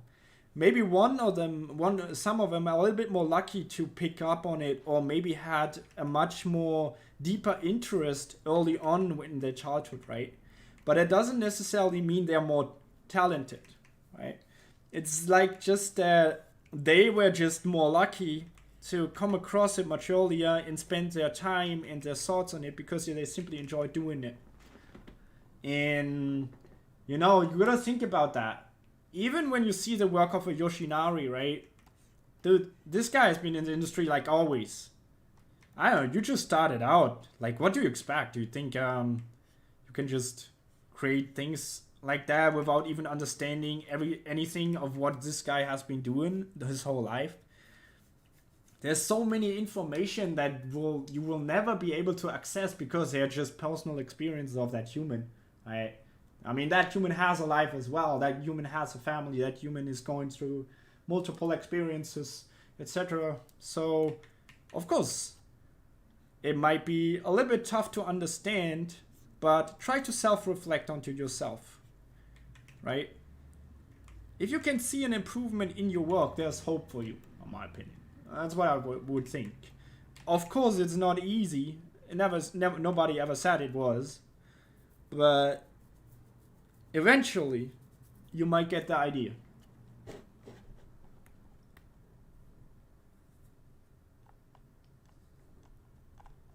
Okay. Dude, how many comments happened? Holy fuck, dude. I actually have so much trouble keeping up. I was like, to animate on Zoro's King animation sequence. The episode was such a masterpiece. Every time that I look and screen is being running on once. Well, not all of that is animated on once, but there's like I mainly animate actually on twos for the most part.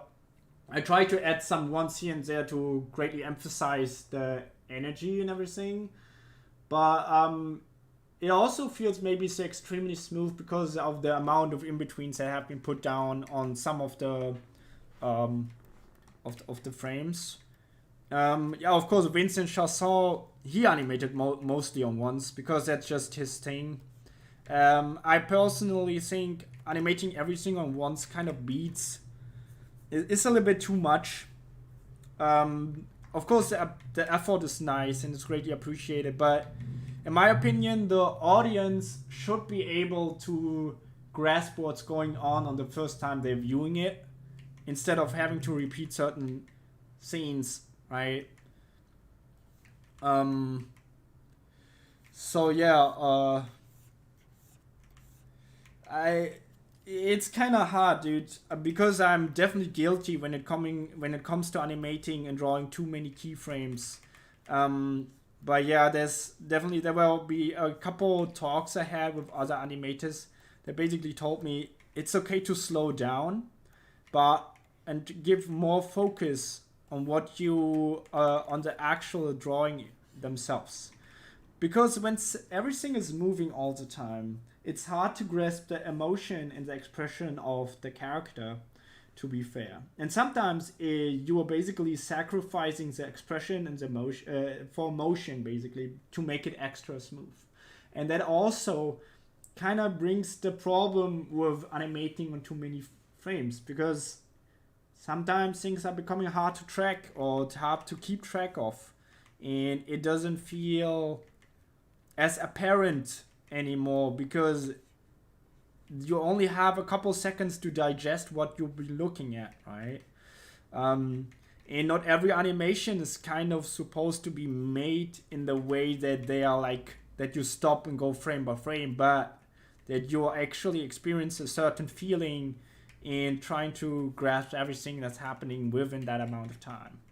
Of course, some animations for sure maybe are fun to do, and maybe some of them are extra, and so it might be even cooler if you can even rewatch the scene and always find new things, right? That's also another way of going about it. And another animator told me, for example, he would rather prefer the feeling of the motion and, instead of the expression of a particular frame. And he was more referring to that he loves when the animation creates the feeling of you being addicted to looking at it and watching it over and over again, realizing more things. So I think this is where like the opinions also like split apart, and it's definitely depends on your own view on what you enjoy in animation and what you enjoy in just watching in general. Some people like the way Vincent does it, some doesn't, of course, right? And it's the same thing for my work. Some people like the way I animate and some people don't, and that's totally fair, right? And we all have our different preferences. Of course, I'm trying to find a balance and trying to make everyone happy, but man, it's hard to make everyone happy, man. I swear to God, it's so hard. And working on Zoro vs. King was actually extreme pain, dude. Fucking had nose bleeding, had like 4 hours of sleep, so long working times. It was real. It was like me going through like the pain that Zoro probably experienced after the fight, kinda, just the whole time. You know, nothing happened. You know, you guys know that scene. Anyways, yeah, that's pretty much it. It was fairly tough, but I still enjoyed working on it, and I'm also still proud of having worked on it, and I'm extremely thankful to all the people involved that also made the episode so great. Whether it's the actual, you know, animation director Ishizuka-san, or the episode director, how was it called? Was it Tanaka? Yosuke Tanaka, or if it's all the people who contributed with key animations. I don't know, man. Like, I think overall, I was just happy about having worked on that episode. And of course, the same counts for many of the other episodes I have contributed to One Piece.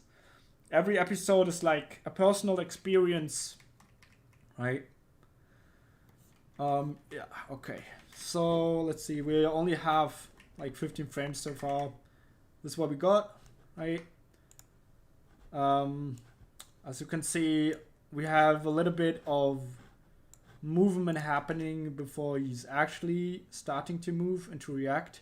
Maybe his turnaround is a little bit drastic, so there could be one more additional frame or maybe a smear frame in between to make the transition a little bit better. I think I also messed up a little bit on the perspective, right? The fire shapes are kind of weak. Should have been maybe even moving once or something, or maybe more expressive. Then there's also missing camera movement that could make the shot in itself more dynamic, or maybe a camera shake. Maybe I should add some debris. I could also animate like some kind of extra layer that's basically underneath the fire, and basically where it, you know, say an extra effect under the fire, where it basically shows of, you know, the amount of part of the wall that's getting like burned away, like the, I don't know, that burning thing. So maybe could do it like that, you know, just following the beam, you know, leaving some melting ground effect thing, melting wall, because it's a wall, right? It's getting burned. And then I don't know, maybe you can adjust the chase, the shape, because I don't know, this fire gets strong, or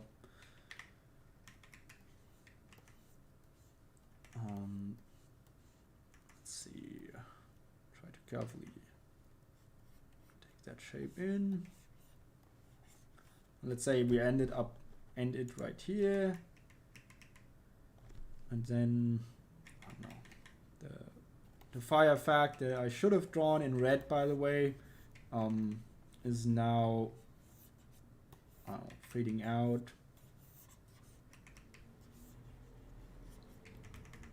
Well, let's see. I have a better idea, actually.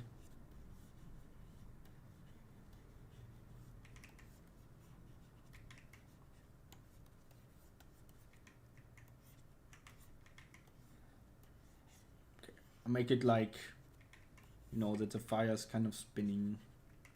And then I'm gonna go less and less with the amount of detail, you know, having it fade out into particles and smaller shapes, you know, like this.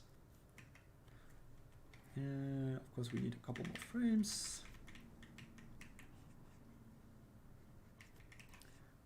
I mostly start animating on 2s. Depends though. In the end, you can always change the timing, and it's also what I suggest, right?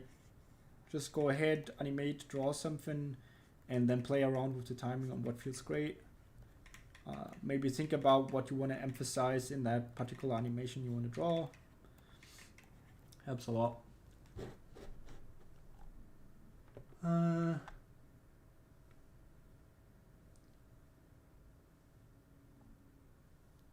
How was it like to wait? Let's see, maybe I can find another.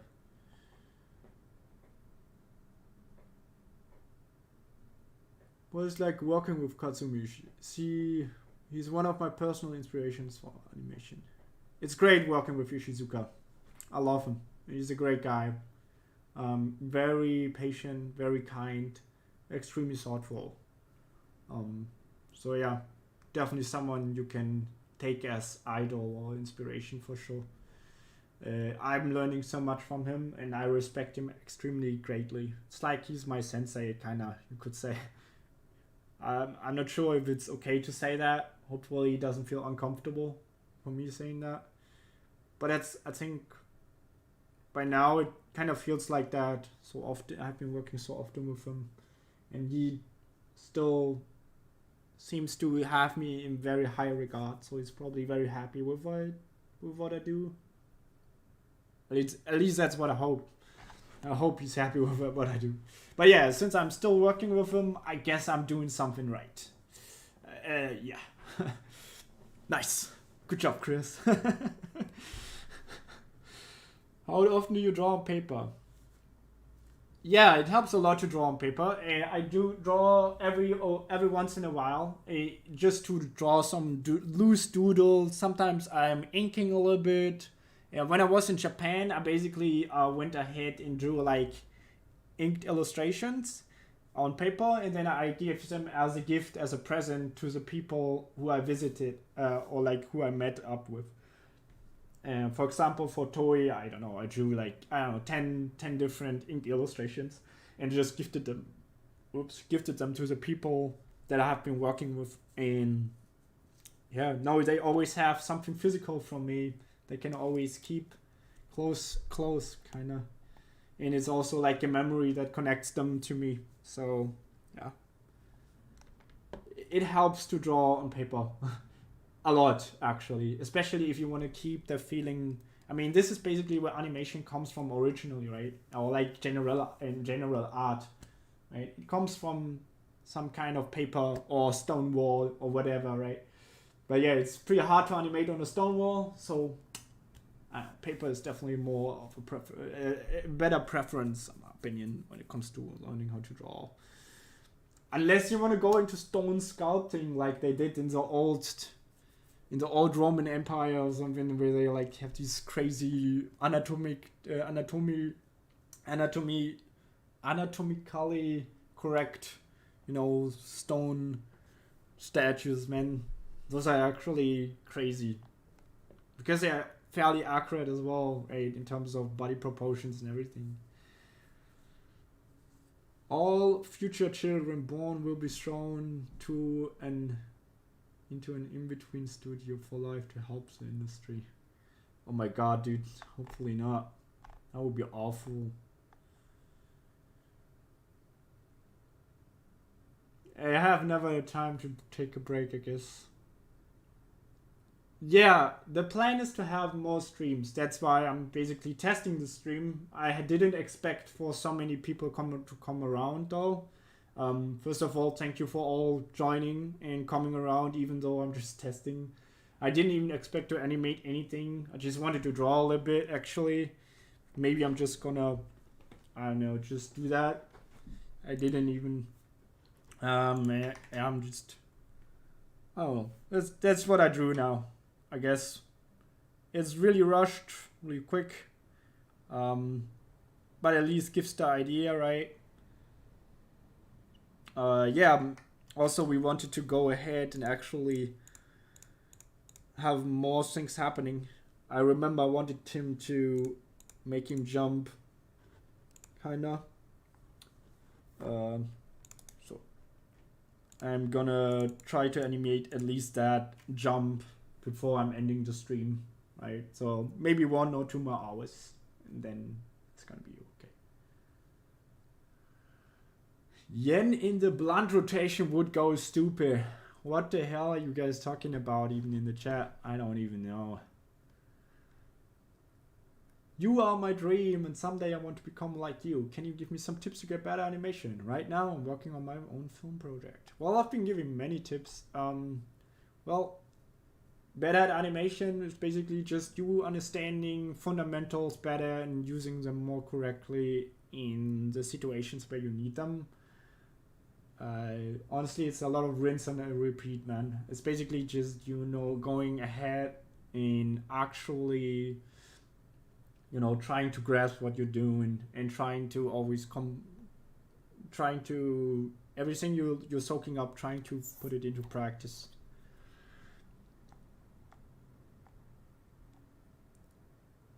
Ishizuka uses translator, I think, most of the time. My name is not Christopher, by the way. My name is Christoph. Just so you know. But yeah, you can call me Chris. It's probably easier.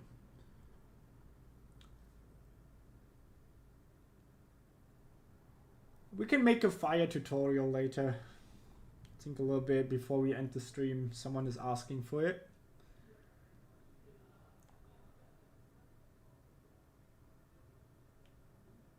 Oh yeah, so basically about the onion skin, maybe you misunderstood. You said, wait, let me read the message for you guys so you understand what I'm talking about.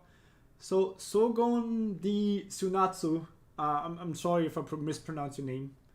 You said on a previous stream we shouldn't use the onion skin for the rough animation, even though that's what you used to do and are doing now. Why is it changed at that time? I didn't say specifically to not use onion skin at all, but to try to animate without onion skin once in a while. The problem with onion skin is, unfortunately, that you're always glued to the previous frame. So you're unconsciously always kind of a little bit trying to get your lines into the direction of the previous frame, but you're also getting kind of very stiff with that. You cannot be loose, right? And that's why it helps to practice also animating without onion skin, just tracking the individual lines themselves without having the distraction of the onion skin and, you know, of the previous frame or something, right? So the actual idea is to basically use proper flipping in this case. So if you're animating without onion skin, your whole animation is built on actually flipping back and forth between the frames to keep things consistent. And you also need to keep in mind which kind of spacing in the individual lines have and how you want to, you know, put them out there. The onion skin is kind of like, let's say, a helping third wheel or something on your bike that helps you to keep, that makes driving easier, like driving easier with your bike. Sometimes you can say it like that. Of course, it really depends on the situation as well. On some movements, it makes much more sense to have onion skin, especially if you're like used to animate that movement, for example, with that onion skin. On some, for example, it doesn't make that much sense because, for example, the character is supposed to actually change a lot within these frames, right? And then it might be a little bit problematic when you're like too stuck on the previous frame. And over here it makes sense to use onion skin, I believe. So yeah.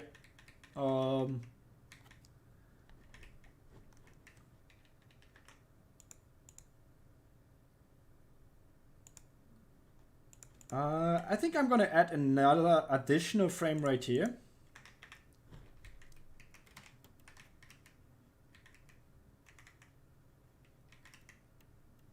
To ensure a more smoother transition. And also building up the following action a little bit better.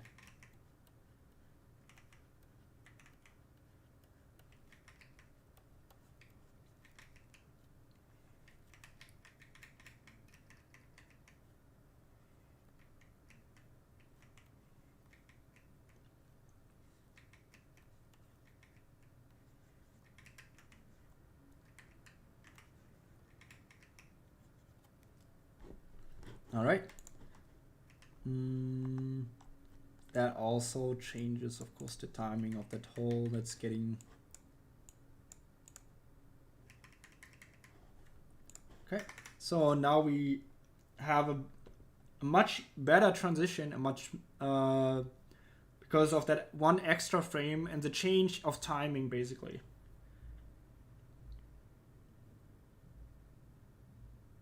It feels kind of slow, I guess. It's probably due to the spacing that I used, and I also didn't want him to be like overly quick. I wanted to keep it kind of still based. Something. Is that what you guys say? Isn't that what you kids say? Based? Oh well, I say it too. Okay. I'm guilty.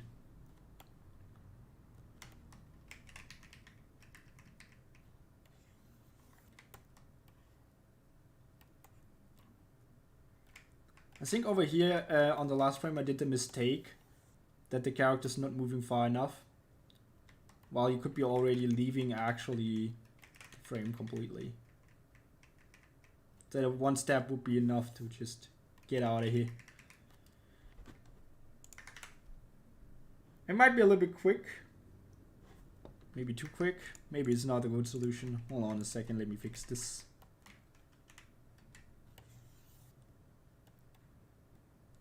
Let's see. He becomes extremely buff as well. Damn it, because I just messed up. Yeah, whatever. This frame is actually super whack. Oh, fuck. I'm sorry.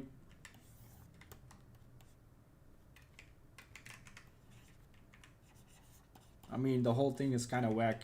I don't even know if I'm gonna save this animation.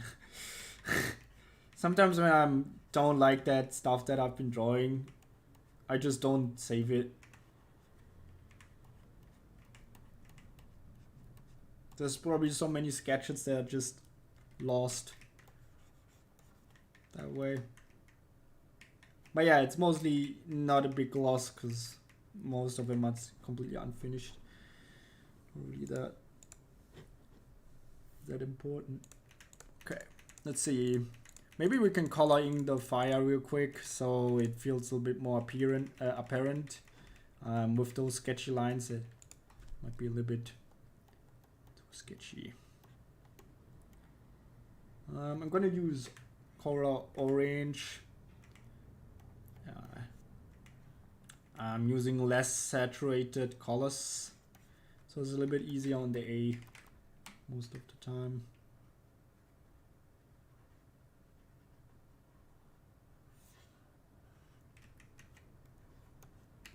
And then I'm gonna add, I don't know, some yellow shapes after I filled in. So what I'm doing basically is I'm just gonna try to, I don't know, at least fill in the color so the silhouette is kind of clear. I kind of know where everything is, but I'm not really using these sketch lines too much of a guide later on when I'm filling in the second color. Then I'm just gonna try to see what works best or feels great. So I need to check a little bit. I'm also not that strong when it comes to FX animation. There's definitely some more that are way more specialized on this. How's this one French animator called? There's, for example, some very strong FX animators working at Studio 40K who are like creating Arcane, and they are very specialized in FX and have been doing it for like 20 years or something. It's crazy. Yeah, these kind of people exist out there too. But yeah, they're not really that active on social media or anything, so there's less likely you will actually ever get across them. Unless they start creating a social media account, of course, and start to promote their work much more effectively.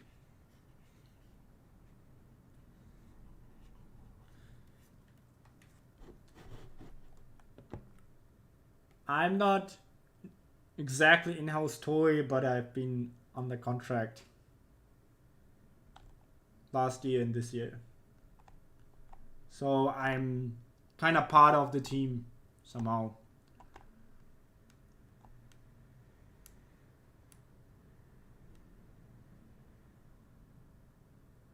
The Vincent thing with the storyboard. Whatever happened, I have no fucking idea. There's a whole discourse going around it, huh? That something got scrapped from him. I think it wasn't too smart of him from actually voicing his frustration online. I mean, many fans because many fans of his are like extremely supportive towards him, right? But they also will look for the culprit, and that doesn't really. I feel a little bit sorry in case any of the stuff will be suffering on under the consequences of that action. And unfortunately, Vincent is extremely hyped, so he has a lot of power.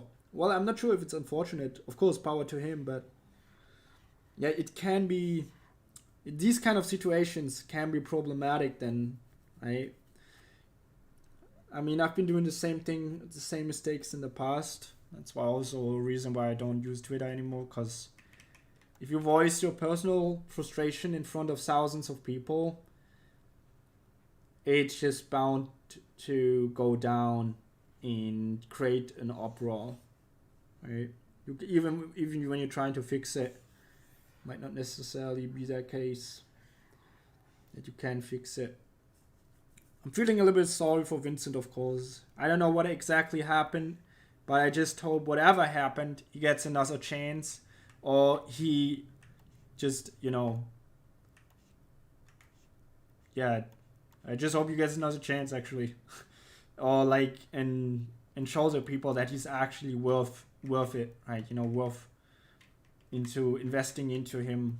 And he's been working so hard for this. It must be very frustrating for him. But I feel like we all end up in these kind of situations eventually. But we still gotta think about if it's the right or the smart choice to do, right? And following a certain action or a certain emotion. And if it was or if it wasn't, we will probably figure out with time.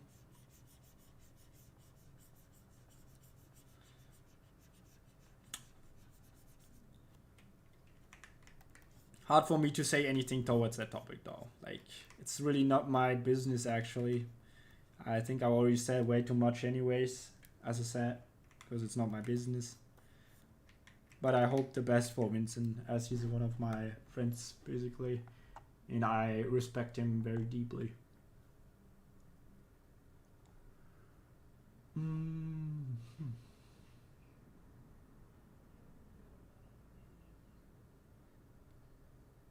Soti's really captured Oda's style. The drawings are very soft. Soti has a very, very specific style, and I don't even think he exactly captures Oda's style, but he emphasizes and simplifies it a lot. And it's the same for Ishitani there should have been some boards from her out there. You can clearly see how strong she is at drawing that kind of style and that kind of direction. And there's also people like, how is it called? Kashiwa Guma and Shotaro Ban, who are extremely strong at drawing as well. And especially, sticking to a certain simplified character design, which is easy to bring into motion. There's so many talented people out there, and it's becoming more and more. It's never becoming less. There's so much to learn, dude. It's crazy.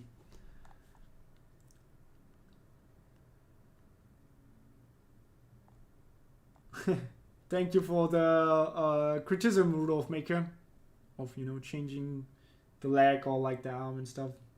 It doesn't really just matter to me on this animation, so I'm not putting too much effort into it.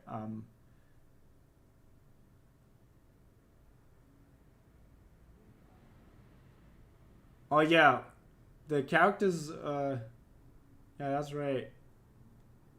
With the posting thing. Yeah, and,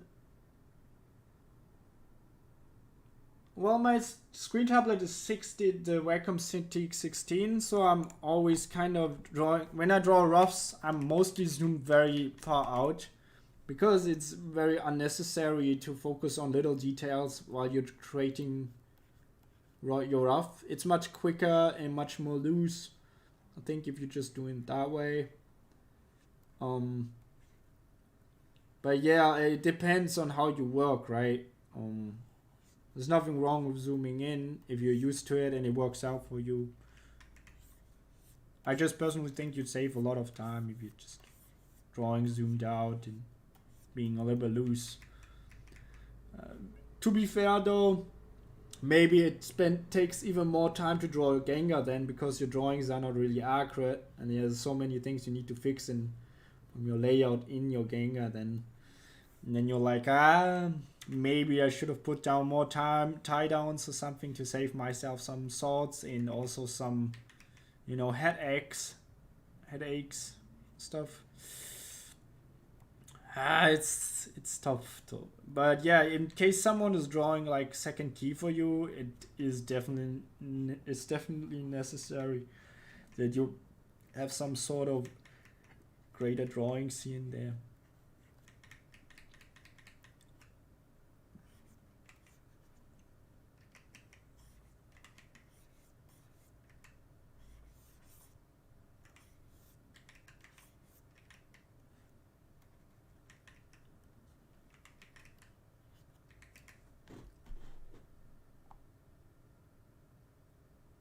We'll have to wait another 7 months to stream. No, you just have to wait until October at latest. Actually, maybe even next month. There might be more streams. The thing is, as I said, I mentioned it on my Patreon. I was just too busy with all these things I had to work on. They just demanded too much. Only because I'm working on One Piece, it doesn't mean that's the only thing I'm working on. So just so you guys know, there might be always like a couple of things that I'm working on in the back. So that's why sometimes it's a little bit hard for me to stream. And I also need to be in the right mood, kind of in the right set of mind. Otherwise, it just, I don't know. I'm not like that content creator streamer who's like streaming his whole life or something. I'm just merely trying to talk a little bit about animation. That's pretty much it.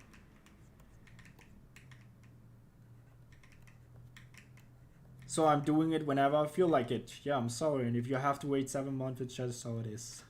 But yeah, I'm trying not to let you wait 7 months. I'm sorry. That's not what I originally intended as well.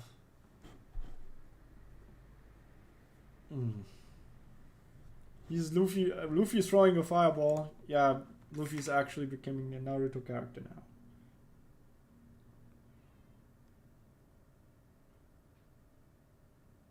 Oh yeah, I can see now what you mean with the criticism.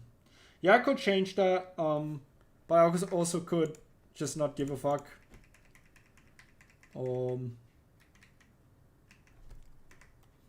Okay, come on. I fixed it for you. Then you're happy. Good criticism.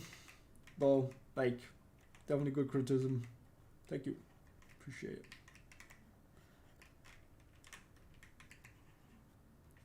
That definitely feels like a more natural pose. You're right.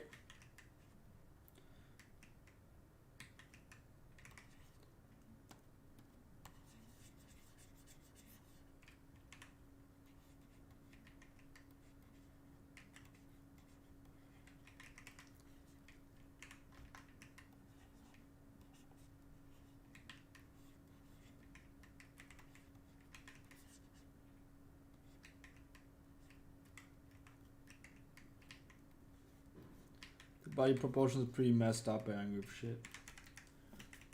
Okay, let me just quickly fill in the other color real quick. Thank you. And then we're gonna try to animate one more cut. And then we're gonna, I don't know, maybe do a little tutorial for some animation related thing like the fire thing or whatever. I'm just gonna try to elaborate on questions that you are having then and trying to explain you things. Let's make it a stream for you guys after this. So I want to at least animate a little bit. Okay, so please let me animate.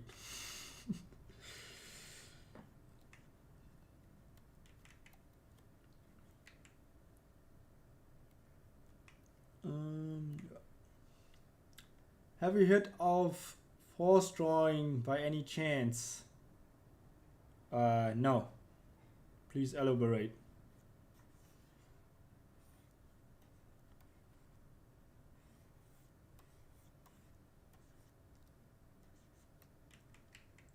It's a new thing. Is that a new thing? Force drawing?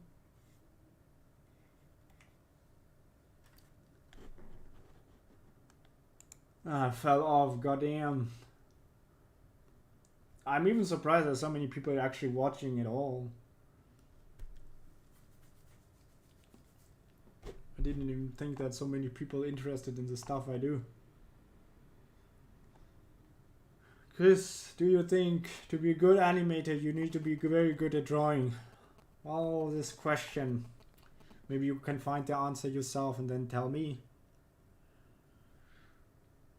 Who's the character? I don't know. Just a random guy.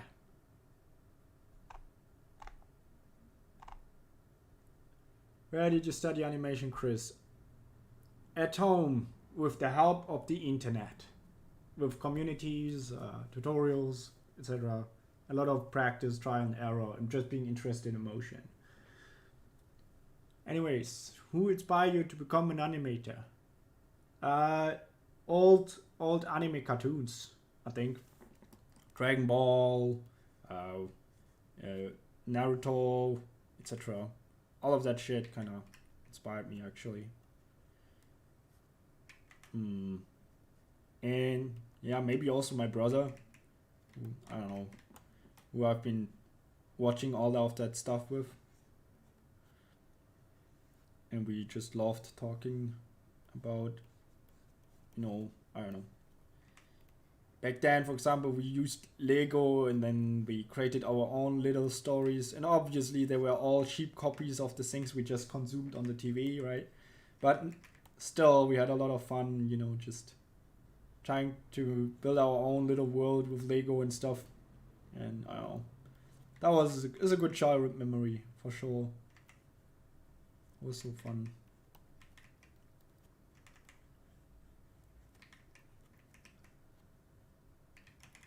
Wait, I can just bucket tool, fill tool this. Why didn't I do that before? Oh god, I'm so stupid.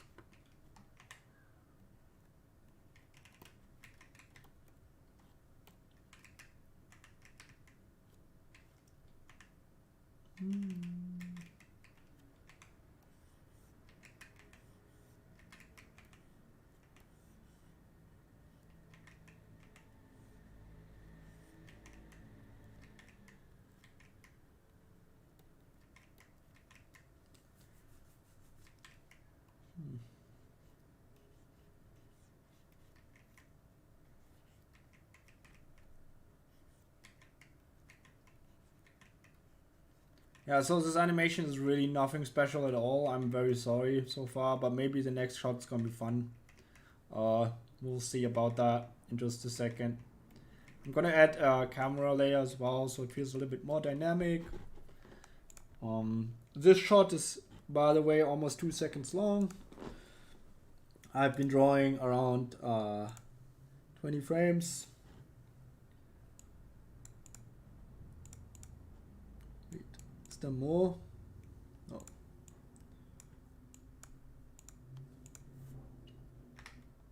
I'm gonna extend the timing a little bit so it reaches the 2 seconds.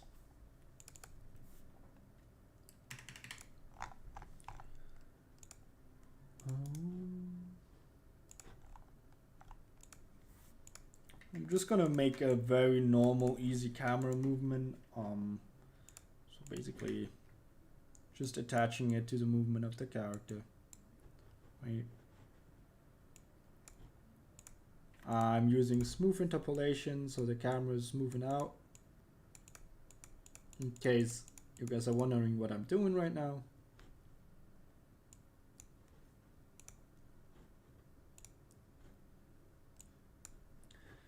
Let's see, I'm putting down 3, 4 camera positions. 1, 2, 3, 4. Hold on a second, I can even clarify them for you guys. If you want to see the camera positions. So this would be position number A, B, C, D. And what we actually, the way the camera is moving, it's a camera pan. Okay. So in case anyone's wondering, right now, if you can follow the movement of the camera, you see how it's like moving along the corner we marked out. And yeah, if I put this all into the camera folder, like I did right now, and press play, it feels more dynamic.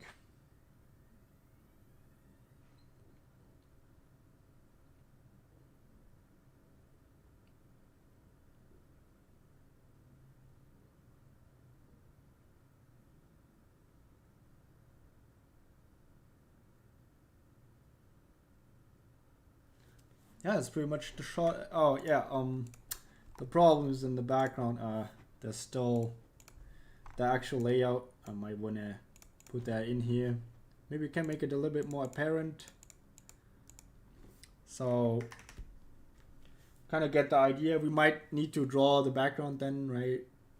But yeah, it feels a little bit, but this is basically how you would maybe work with a storyboard. Let's say this was one storyboard panel, and it's just what we came up with. Obviously, in the storyboard, when you receive a storyboard for professional work, there will be a description of what's actually happening inside the scene and what you're supposed to do.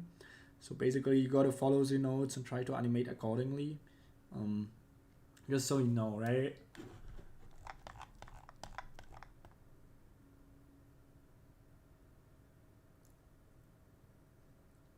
I don't really use the 3D layer for quick layouts. Sometimes I have been using it, but I think in the recent 2 years, maybe I used it once. The book Forced by Mike really helped me out with gesture drawing. I see. Yeah, that's it. I see. That's what you were referring to. Yeah. I believe he's probably going very into detail of how like the spine and stuff is kind of behaving and everything to really emphasize anticipation or things like that, like, you know, just pushing the gesture in general. Okay, so yeah, it's animation number 1 we created. I can upload the animation later on and attach it to the stream, actually, in case anyone wants to have the file and see what I've been actually doing.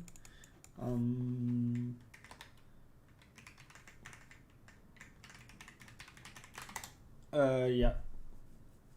Then you can actually check out the timing yourself and the drawings I've been doing. You can check out how rough everything is. And how I've just basically drew it on the same layer, which you shouldn't do. Please separate effects from characters if possible, especially if they're like supposed to work in different timing.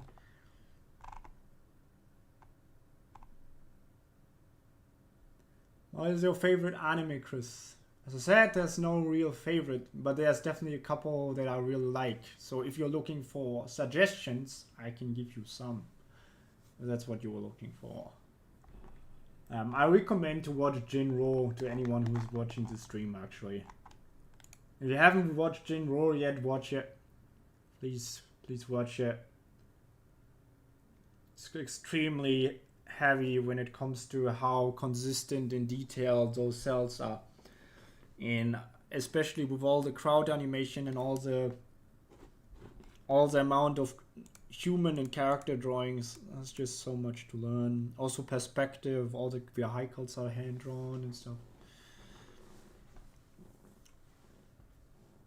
Yeah, I mean, it depends on what you consider boring or not. I thought Jinro was pretty cool. I also liked Millennium Actress a lot, actually. I'm not sure what's to hate about a movie like that if it's just produced well. I wonder why we would hate in the first place. Oh,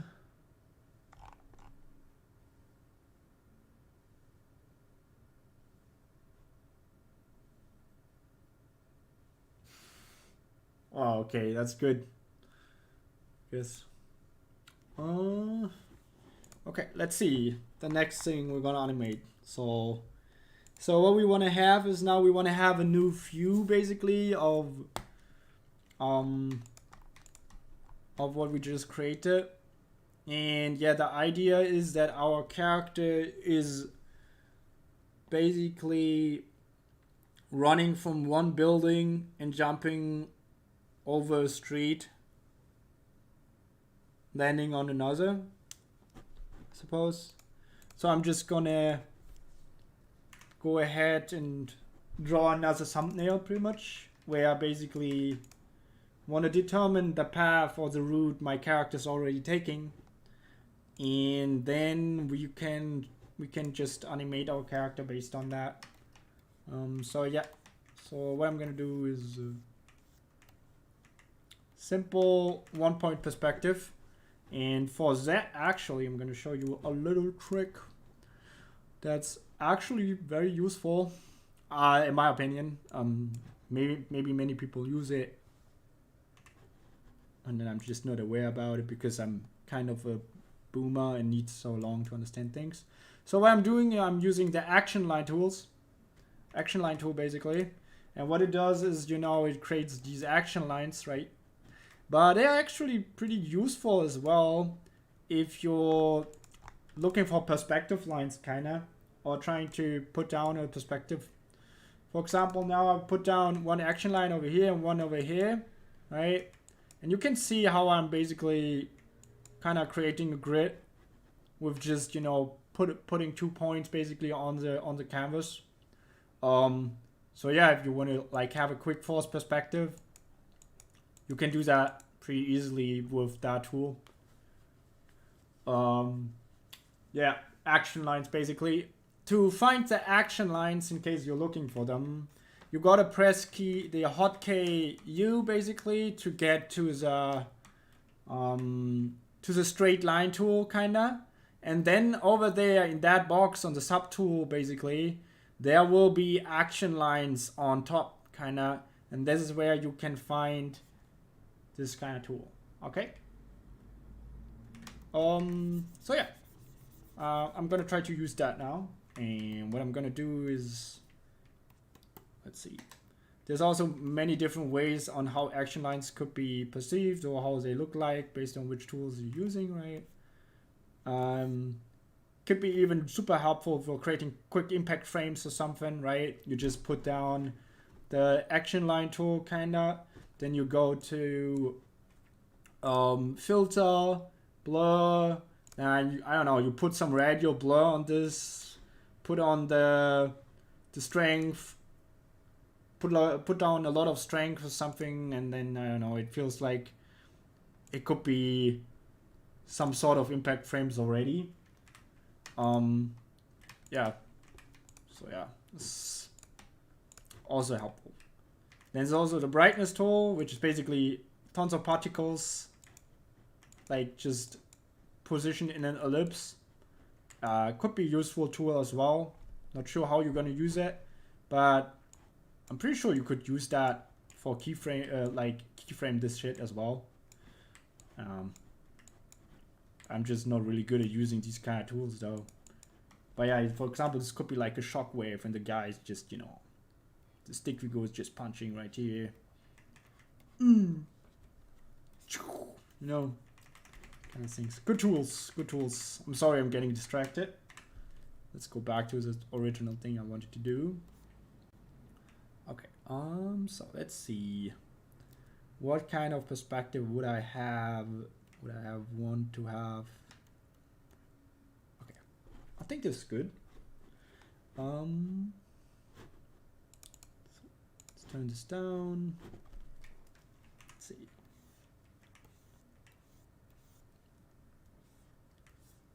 Now we want to draw a BG. Simple, easy. Because I suck at drawing BGs, so better not being too detailed on this shit. I'm really bad at drawing BGs actually. I think I really need to study them. Or maybe just take more time actually drawing them. That would be already helpful.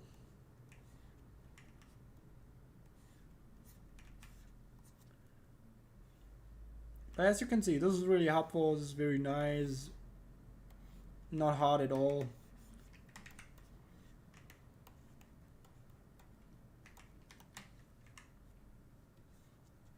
Maybe.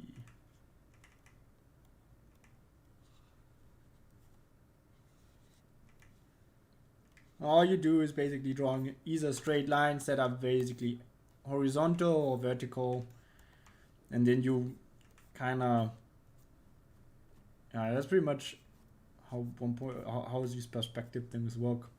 You just draw straight lines accordingly to the perspective. At least for the most part. It obviously becomes much harder when there's like, I don't know, rounder shapes or shapes that are like going into each other.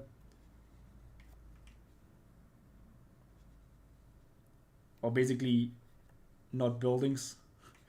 Sometimes, maybe, I don't know.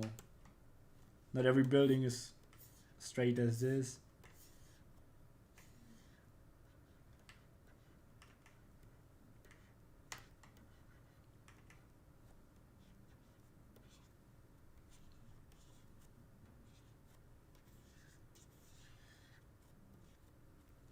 Okay, yeah, it's pretty rushed. I'm sorry.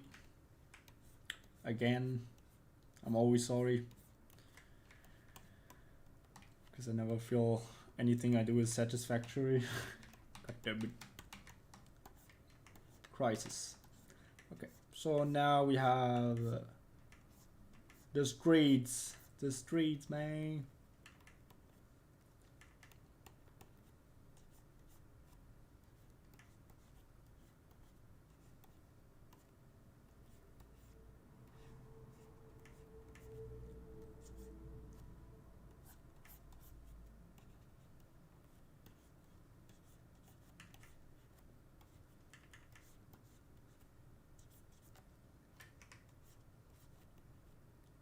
So I want the street to go around the corner. There's more buildings.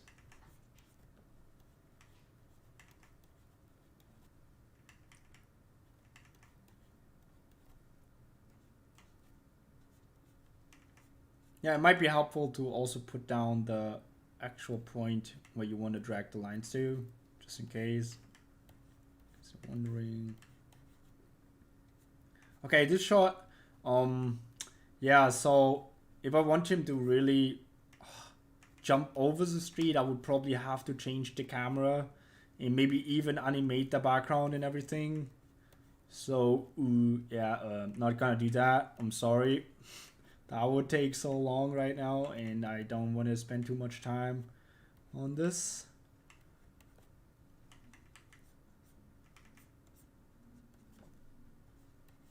Let's see. Maybe we can just... I'm just gonna make him jump into perspective. I guess I'll just keep the background static.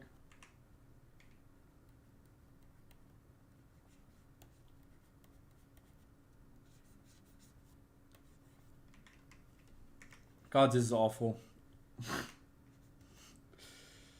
Oh man. Oh no. Anyways, so I don't know, characters, I don't know, probably around this size.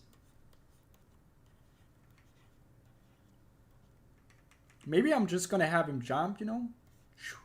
And then afterwards there's, you know, another fire thing. But then this time, you know, there's like debris and this thing breaks out into this direction. You know, something like that.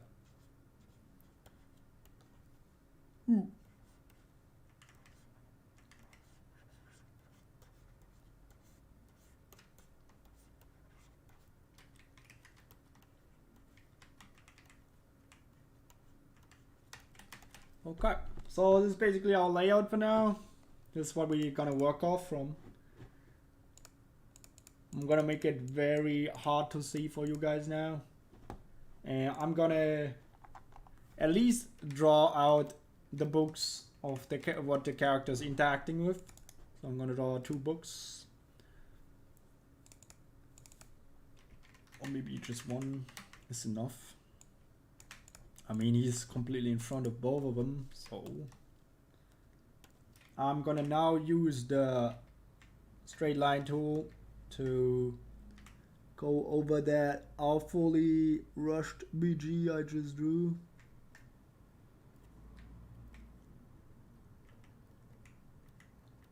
Giving it a little bit more shape.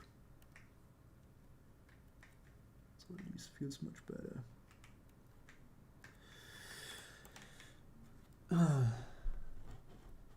What a book. A book is basically an object that's painted by the background artist, and it's mostly static. Well, it's probably static.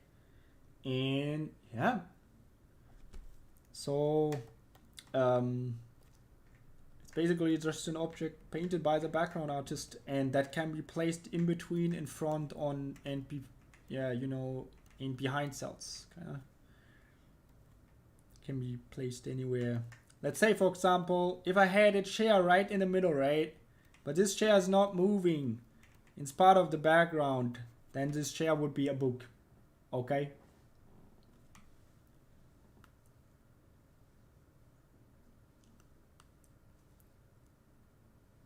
Yes, making layers, almost like a pro. God damn. Oh, something you gotta do, huh? Making layers. Okay.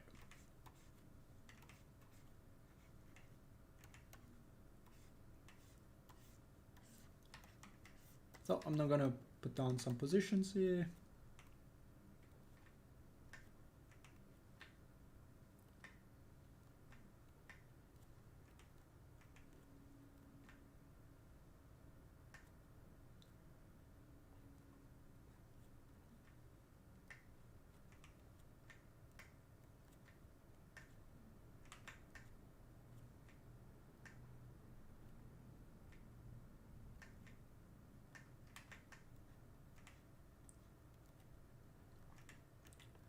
So now perspective is a little bit fixed. Makes more sense now. I don't know, maybe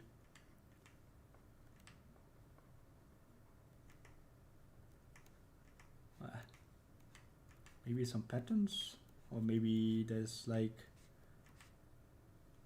oh god, stairs or something. Maybe a ladder.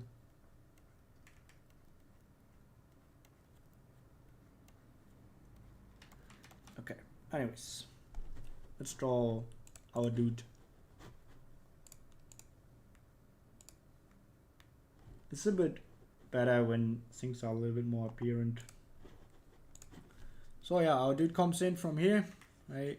So what I like to do is basically what I'm trying to track body, feet, and everything.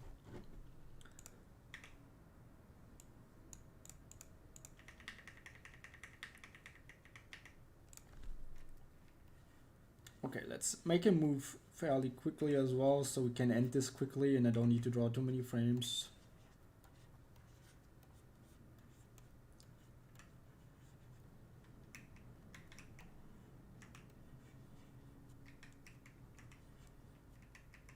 need to be a little bit careful with the perspective right here. It's not, it is resizing properly. So what I'm doing is basically I'm just tracking the head, kind of trying to keep it some sort of as a placeholder.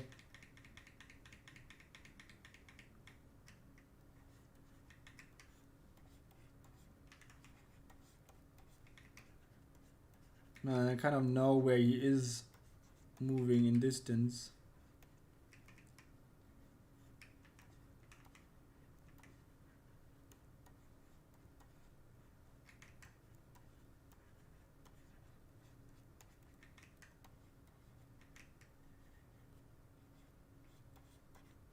Gave this guy a buff anatomy. Yes, let's go, right?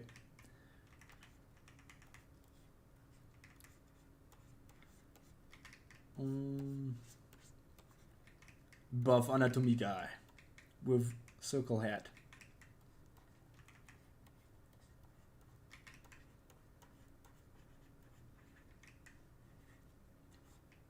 Oh, bro, this pose, man, it feels like that one meme from the one kid. Can't remember. Can't put my name, my. I don't even know how the meme is called. So old. But yeah, it's this one running kid, dude.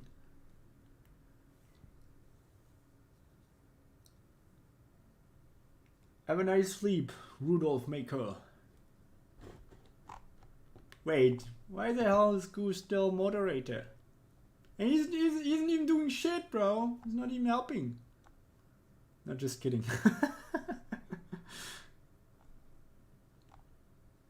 The best animator is nobody.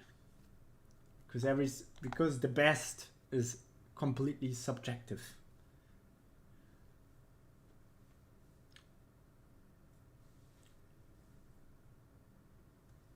Ban the mod. I'm great mod. Am I right? I wonder. We will see, bro. See.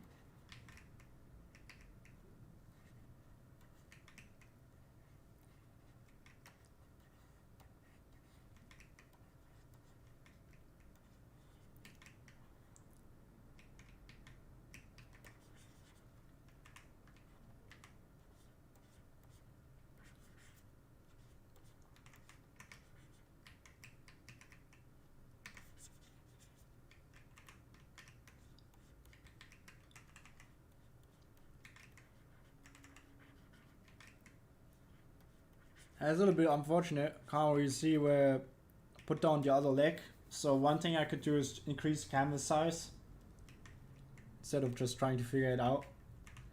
Also what I recommend actually. Or you just figure it out. Try to figure it out somehow. But yeah, increasing canvas size, drawing more of the character might help. In case you're having troubles putting down things that are outside of the canvas. Or like figuring out where they are in a logical sense.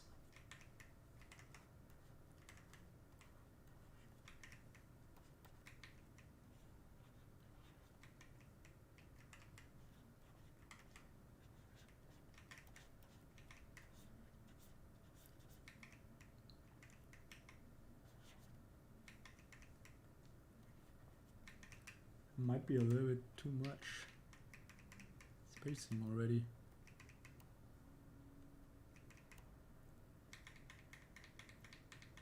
Maybe I'm drawing too many frames for the movement as well. Could have probably have him move much faster. But I just like it smooth, I guess. The habit.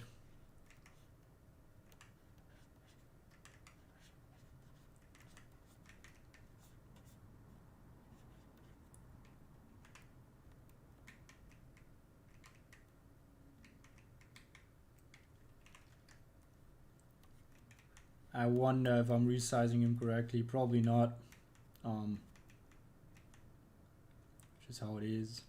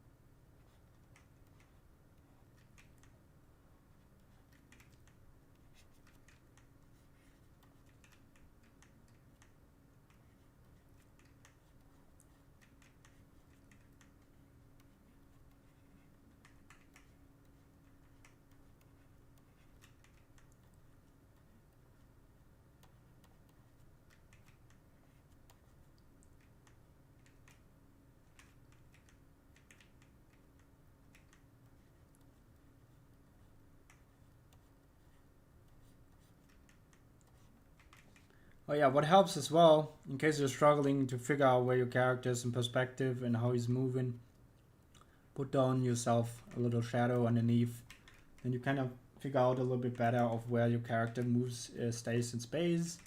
I think I've been giving this advice for many people already. I'll probably mention it in one of my streams as well. Yeah, do that thing. Draw that little circle underneath, at least in your roughs, right? Doesn't matter if you, I mean, if you don't really need them in the final later on, and it doesn't matter that much.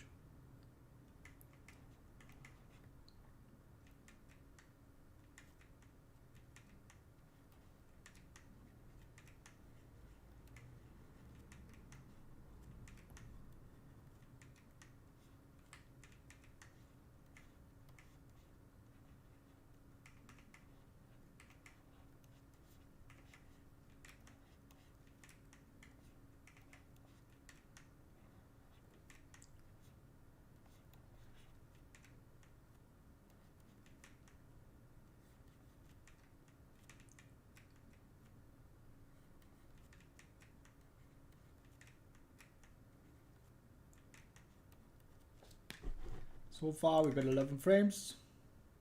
He moves it so slowly, man. Bro. I feel like the walk the cycle became more goofy the longer I draw it, man. So yeah, that's for example that's a good example for over animating. Maybe could have gotten away with way less. Most likely I could have actually.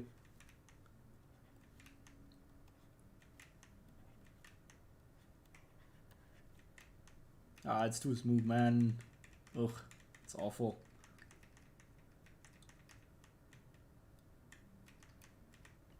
He feels too heavy now. He doesn't feel like the energy I wanted him to have. I mean, it kind of looks cool. I mean, it's kind of smooth, but it's not what I wanted.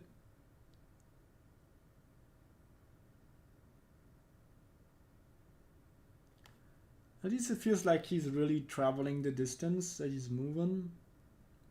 So that already makes sense.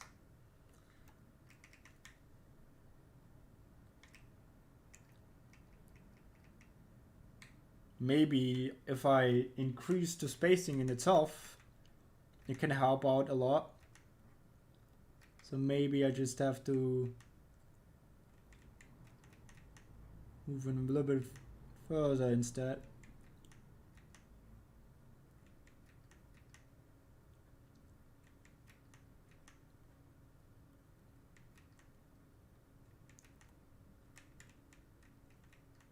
Give him a little bit bounce, of bounce maybe.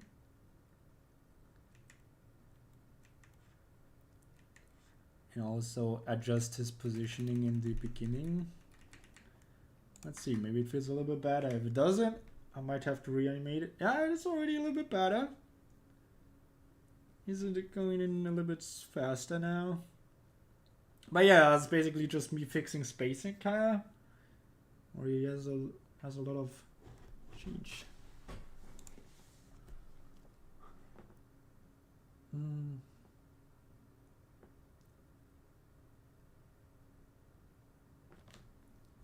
When no pose to pose. Maybe I should more pose to pose things. Yen black market. What am I selling though? You run it. Where's you running? No, apart from One Piece, are you thinking of working on any other anime projects? Dude, I literally have been doing this the whole time. Like, what the fuck? This question. Do I look like an asshole now, responding like this? That's a question. I've been working on many shows aside from One Piece, actually. And I'm not always going credited though. So maybe I've been on your favorite show without you even knowing.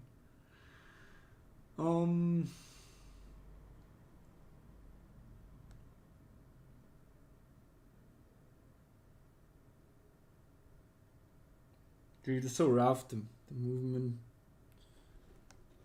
I would probably draw a second draft over this to refine it.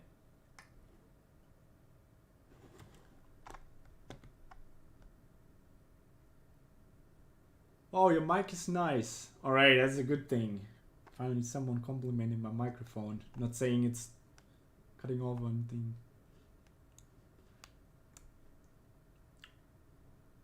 Yen baby mama. What the hell? Do you read Chainsaw Man? Yes, what scene would you like to anime? I have read Chainsaw Man actually. But only part 1. I haven't read part 2. Yeah, it was cool. I don't really care about it too much though. It's like with any other shonen show. I mean, I really like One Piece, but I'm mainly just working on it because of the team and the people behind it. I do, of course, I'm a big One Piece fan myself, but you know, it's just, yeah, I mean, I basically have troubles actually getting myself interested in any shonen manga or anime these days, or in general anime. I can't exactly tell you why is that or why I feel that way, but it's just how it is. I kind of basically when I'm not animating recently, well, I'm basically just sitting together with my neighbor and we do nothing, kind of. We watch some shows or something from like some live action shows. For example, I watched The Boys. That's one of the few shows that I watched this year. But yeah, mostly I'm actually very boring. Honestly, I think I'm actually extremely boring. I don't even watch that much or am so interested in so many things. Of course, I check out a lot of the stuff on Buru and etc. Right? Because you always want to keep track of what people are working on, you know, and you want to know what's kind of releasing. I'm still a sucker for animation, but I have lost my I don't know, my interest in manga. I like reading many manga or something. I think the only thing I would probably read is Hunter x Hunter, even though it's so text heavy. But I just like my brain, you know, being completely fried after reading all that stuff he's been explaining. And I also like just the mangaka itself and the drawings. They're very beautiful. Has a great drawing style.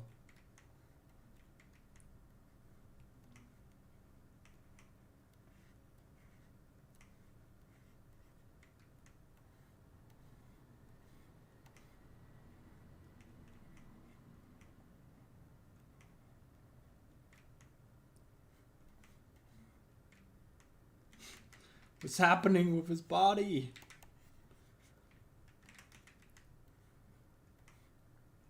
I really gotta practice walk cycles again. Completely forgot how to draw them.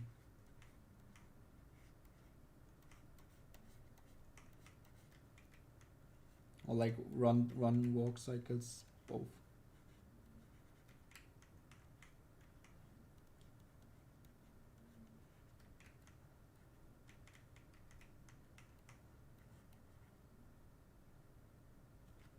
Okay, I'm just gonna draw like the most random move you guys will ever see.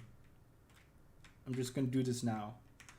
But it's still gonna be a jump, okay?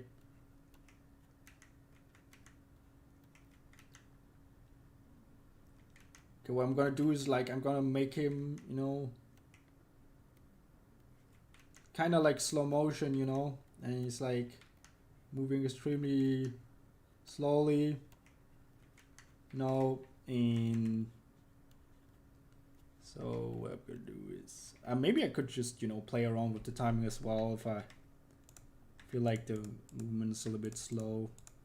Just gonna add some ones in there, you know, compensating for my lack of knowledge or like or determination to fix this. I'm just gonna put them on once.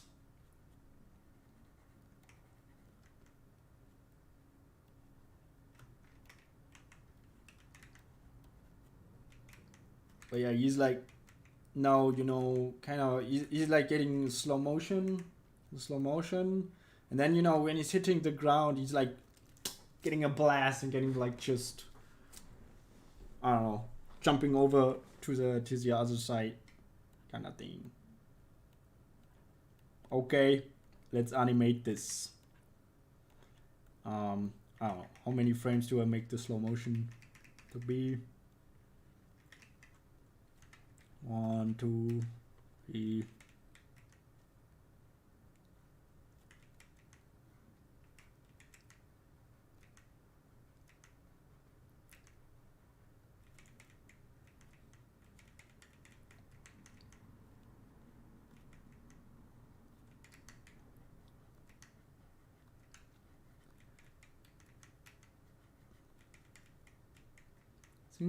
Since everything moves now with the same kind of spacing, same kind of distance, like the lines are traveling the same kind of distance, I can just wing it like that, with the legs and tracking like the legs and the feet stuff.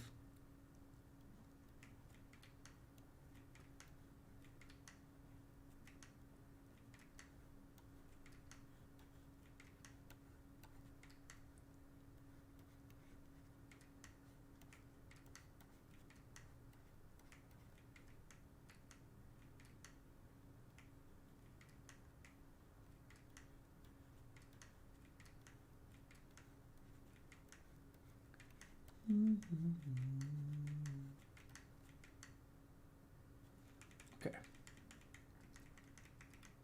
think it's even fair to hide the other arm, kinda.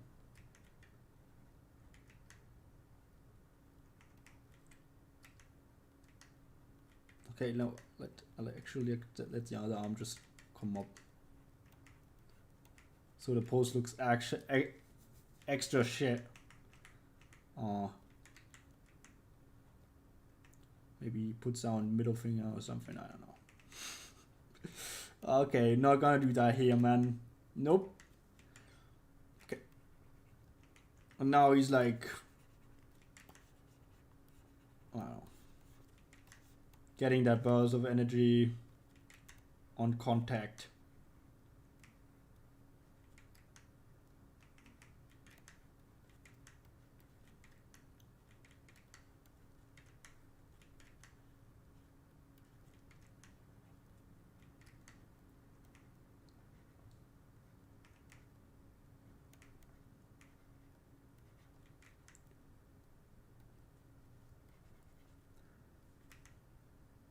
And boom, I don't know. This frame's happening. The guy is becoming all smears. Nakamura thing.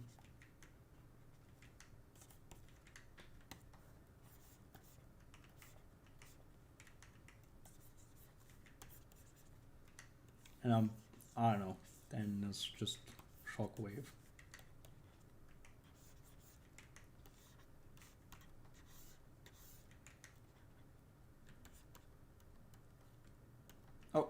Oh, it's the wrong frame. Oops. I forgot to make new ones.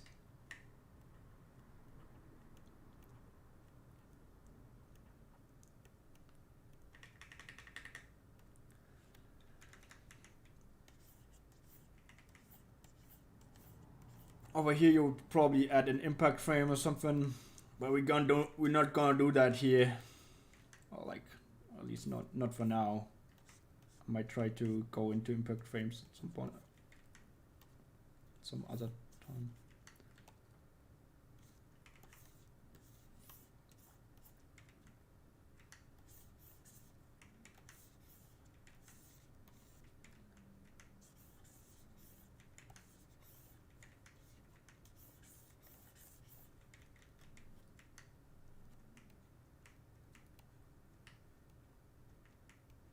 Now I gotta zoom in.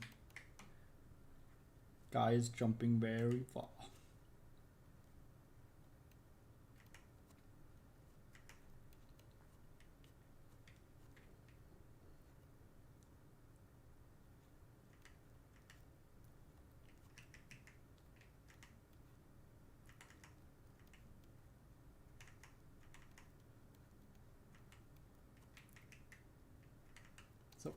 The thing is now, the longer I keep him here, the longer the distance will feel that he is traveling. And the smaller he becomes, the bigger the other side might appear. Okay. So basically this is what we got. Boom, bonk, bounce. And he bounces off.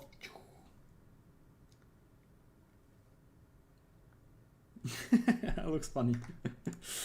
Okay, so that's a little problem with the arc later on when he's like flying into distance. So what I'm gonna do is I'm gonna reposition him.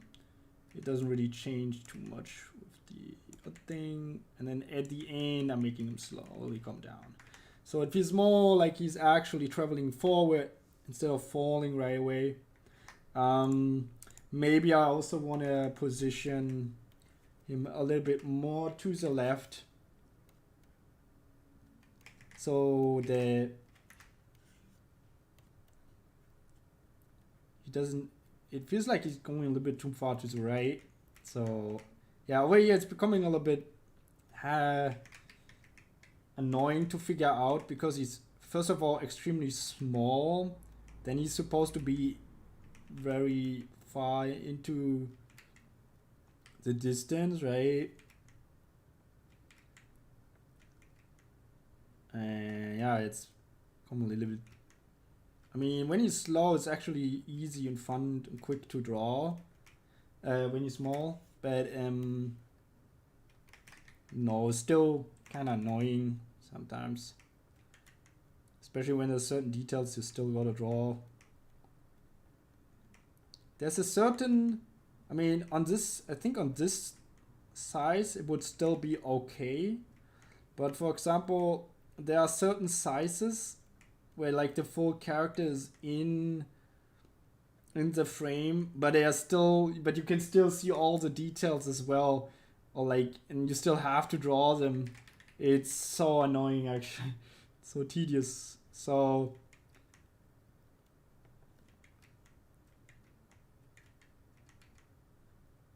yeah.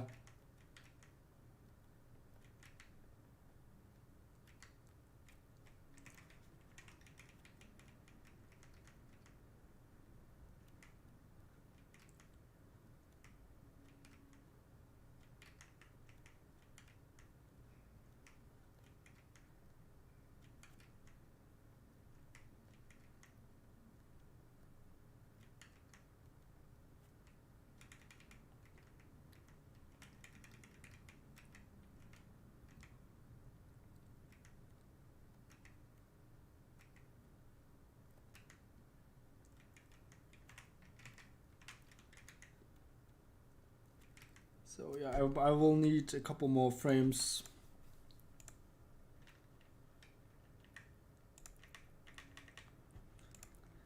And maybe it would also help if I would actually slow down the timing a little bit when he's going into distance.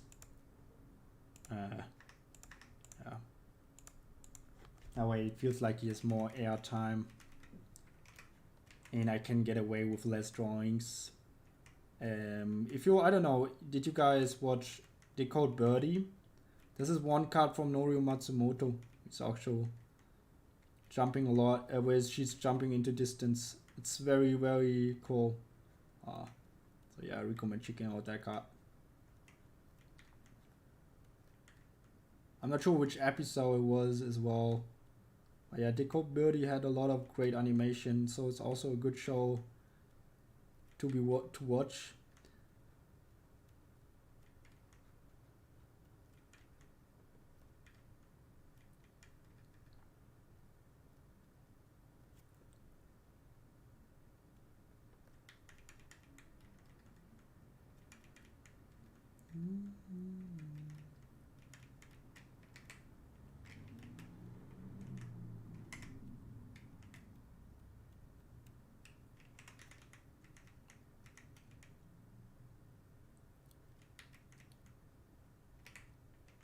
Fuck.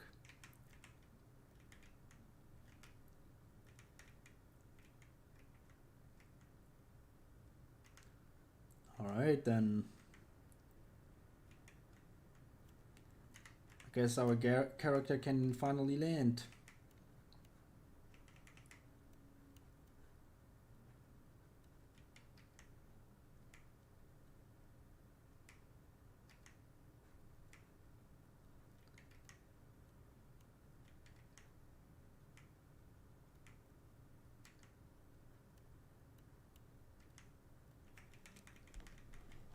Okay, that's the animation then.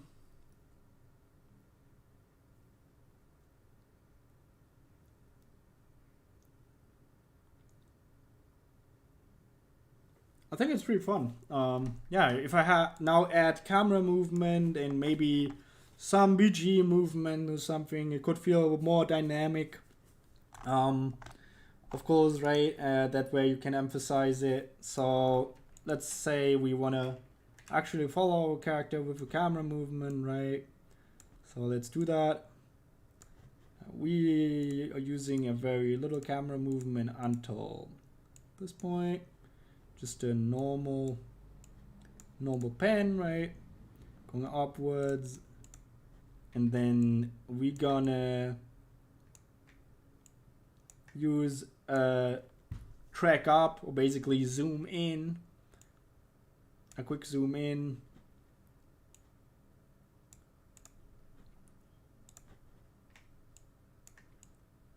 And, you know, following our character into the distance. Hold on. Oh, didn't render the camera, I'm sorry.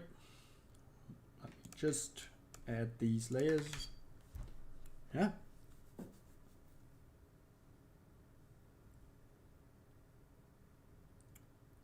I don't know, it has a cinematic appeal, I think, with the slow motion before you going for the jump, right? And I think the jump even feels more crazier because he's moving so slowly or normally in the beginning. He's sliding a little bit with his feet though. It at least appears that way. Yeah, maybe I could add the shadow as well. If I would basically clean up this animation now, I could play with the lighting, I could play with the effects, I could refine the effects more properly. I could maybe add some additional effects to the streets, maybe add some cars or something driving there, like little small cars or something very quickly drawn, like, I don't know, cubes or something, and then maybe add a light source on it.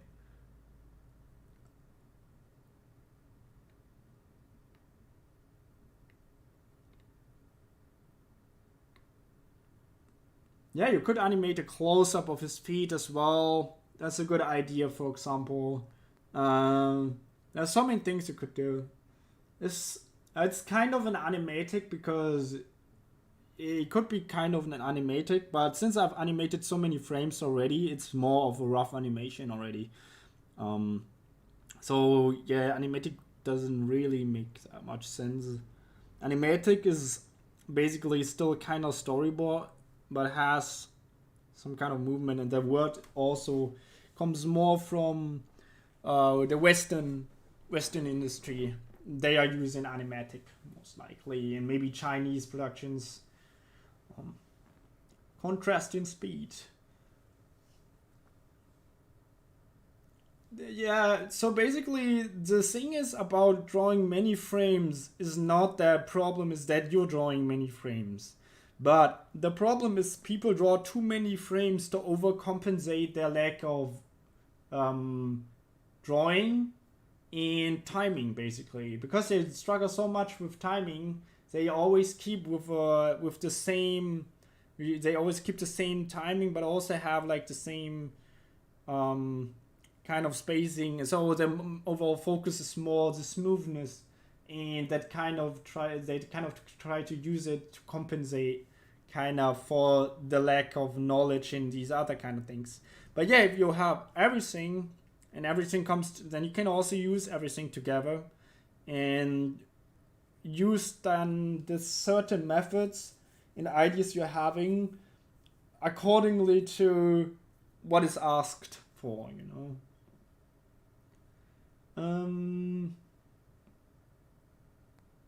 Yeah, I'm Jonathan. Actually, yeah, I'm guilty of that. Though on the I definitely animate a lot of spins and flips. Though on the recent One Piece episode where I worked on with the part where basically how is it called again? Kuzan is dodging the ice blocks, right? On that one, basically, it was even asked in the storyboards to make him do, I don't know, fancy movements to dodge. So I basically just asked if it's okay if you make like spins and flips, kind of like that. And they said it was cool. So, yeah. I don't try to animate spins and flip all the time on everything I animate, though. Like, only if the cut kind of allows it or requests it. I cannot do a flip, at least not on flat ground. I can do a flip into the water, maybe. And yeah, or maybe on a trampoline. I can make it front flip, I think. But I'm too scared to do backflips anymore because I fell. One day I fell very badly on a backflip.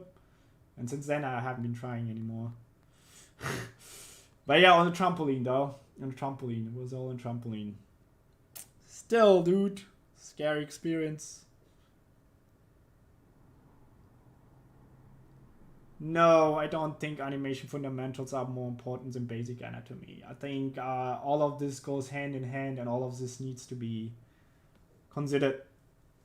How much you consider it, I don't know. But there's also like not a... I don't know, you don't really have an experience bar for how much you know about anatomy or animation knowledge, right? It's not like we have stats or anything like that, right? So yeah.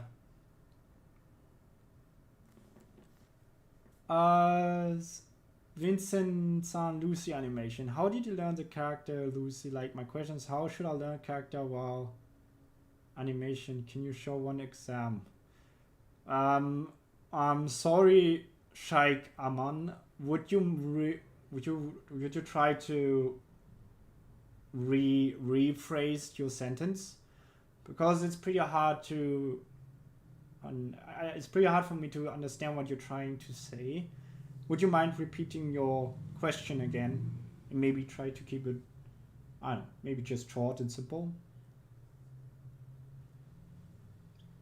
Now I'm looking closely. The animatic reminds me of when Zoro was jump on debris. Yeah, it could make sense. I mean, he had to kind of travel distance into the frame.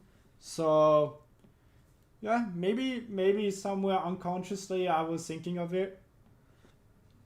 How are you able to get the timing right with straight ahead in animation? Do you not do keys first?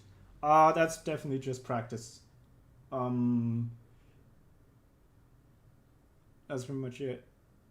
How often do you use reference? I'm a lecturer and tell my students to always use reference for everything.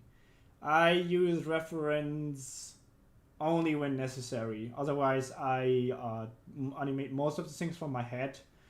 To be fair, storyboards are already giving quite a lot of information on what I'm supposed to do. And for example, the Ishizuka storyboards are pretty straightforward, so I'm just following them. So I don't really need to use much reference there. I would say that you telling everyone to use reference is definitely not a bad thing at all. So I think that's also just good. But yeah, you can learn in different ways from the reference, and I think that should be elaborated towards your students. That there's not just one single way of using references. You can either use reference through memory and close observation, but you can also use reference in form of active engagement on the reference by looking at it frame by frame and actually figuring out how things work. But then there's also just studying the actual technique behind it that has been used, right? And then applying it onto your own animation, and through trial and error, you actually get to understand the technique or the amount, the way the lines are planned more closely. So there's so many different ways on how you could do or learn. It's just up to you basically on what you're using. And I think sometimes we're just overthinking the way of how we want to learn, instead of just trying to learn in whatever feels just convenient right now. To be fair, if you just stick in the convenient comfort zone, you might also get in trouble or struggle, because you need to always be open for new methods and new techniques, kinda. So it certainly does help if you just like not fixated on learning in one way or another. I don't know, I just lost track a little bit of what I said. I'm sorry if this didn't make sense, but hopefully the first part did make sense. Are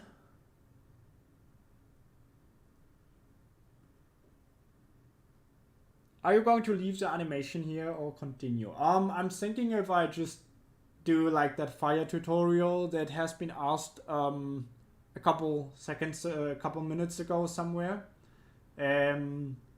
I would still like consider taking a little bit of time for this, but then I will probably stop the stream. We're basically already over time. I didn't even intend to stream longer than 2 hours, but we're already on 3. But yeah, I'll be streaming more closely. The stream itself is gonna stay on the channel, so you can look at it later on in case you feel like there's any information that might be good.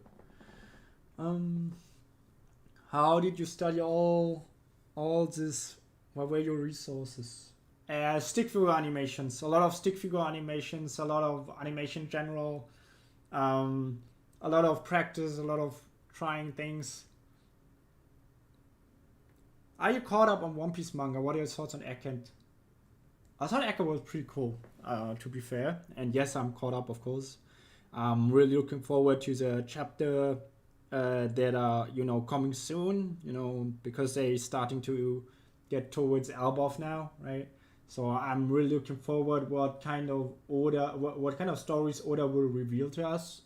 So really looking forward to that. Like the manga is really cool. Eke was on fire in my opinion. Eke was escalated very hard. So if they can manage to get that kind of idea just closely down to the manga of how everything is like so extreme, that would help a lot. And maybe for one or two episodes, if they could just maybe increase the pacing to 2 or 3 chapters or something. For example, the whole speech of Vegapunk and stuff. That would be so fantastic, man. That would be so great for that show, man. Because I feel like some of these things need to be kept a little bit shorter because there's so many information. It would be harder for the people to digest everything if they basically get this information episode by episode, right? So I hope Toei kind of can turn up the pacing a little bit somehow, and then I think it could be even better as well. But yeah, it's just my opinion. Of course, right? I don't mind if the pacing stays that way as well. I still watch One Piece, still enjoy it. So cleanup can be a little bit confusing. So basically, there's 2 things you can do. You can either put there's 2 things. So basically, you as a key animator are responsible for Genga, which means you're basically providing raw pictures where you basically have all the most important elements, like such as shading, the details of the characters, etc.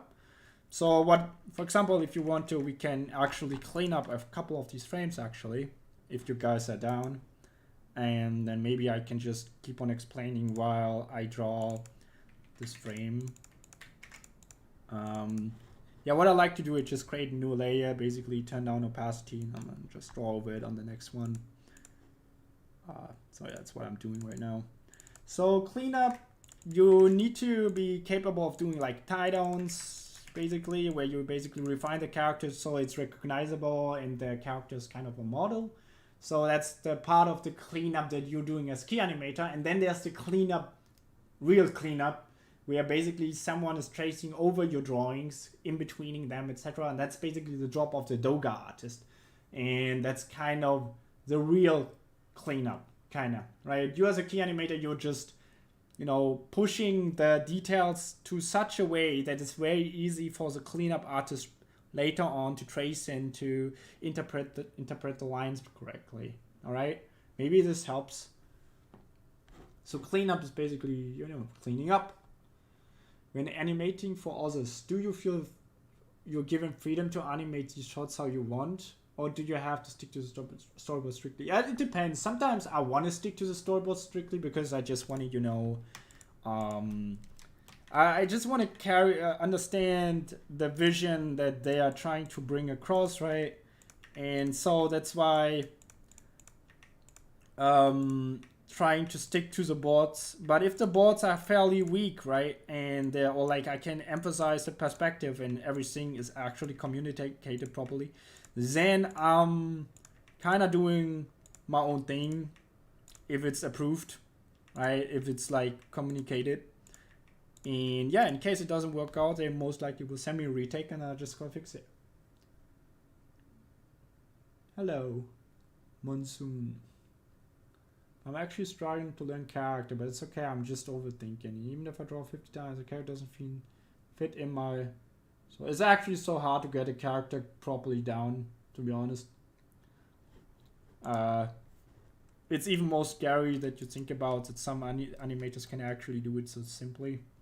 Or they appear to do it in such a simple way. Okay, yeah, what kind of cloth do we give this guy? I don't know. What kind of detail do we want this guy to have? Okay, let's give him a t-shirt. Simple, easy cloth. Right. Maybe, I don't know. Does he make a fist? Let's make him do a fist. All right. I'll keep it simple again. Sorry that I'm not drawing with too much detail. I'm rushing it. But yeah, I'm kinda cleaning up, right?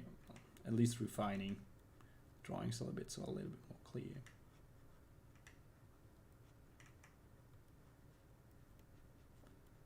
Let's not give him hard shapes. Simple hair.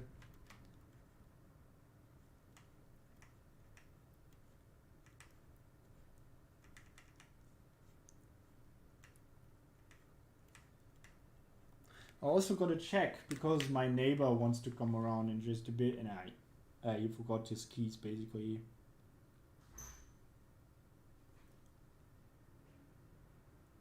I might have to stop streaming actually. Hold on a second.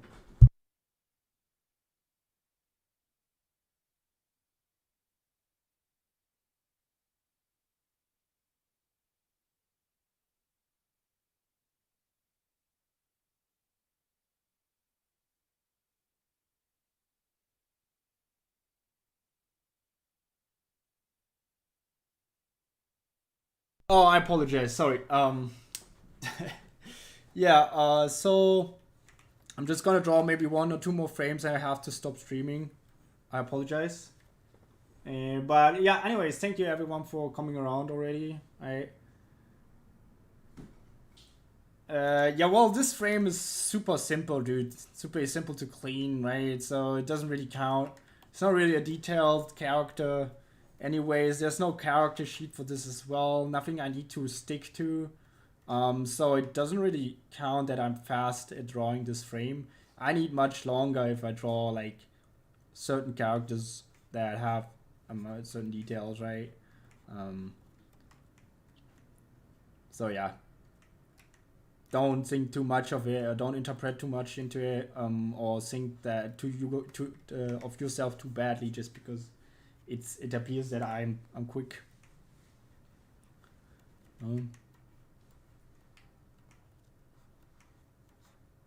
All right, so yeah, just chill.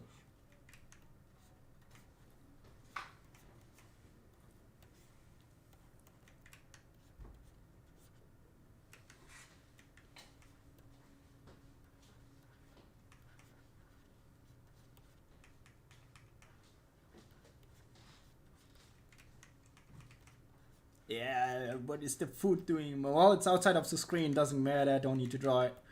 I won't draw it then. There's also the thing, sometimes I feel like you can get away with so much more by just leaving out certain things. Yeah, nothing of this will be consistent as well, so the drawing's gonna be complete ass. I apologize.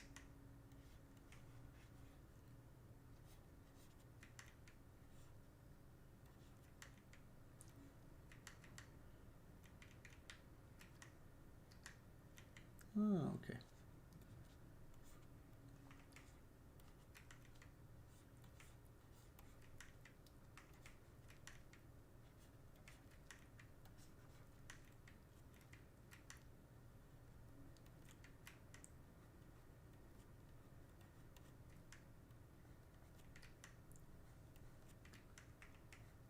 As I said, it's not really clean as well. It's just refining the frames for now. Just so it looks a little bit more interesting to look at.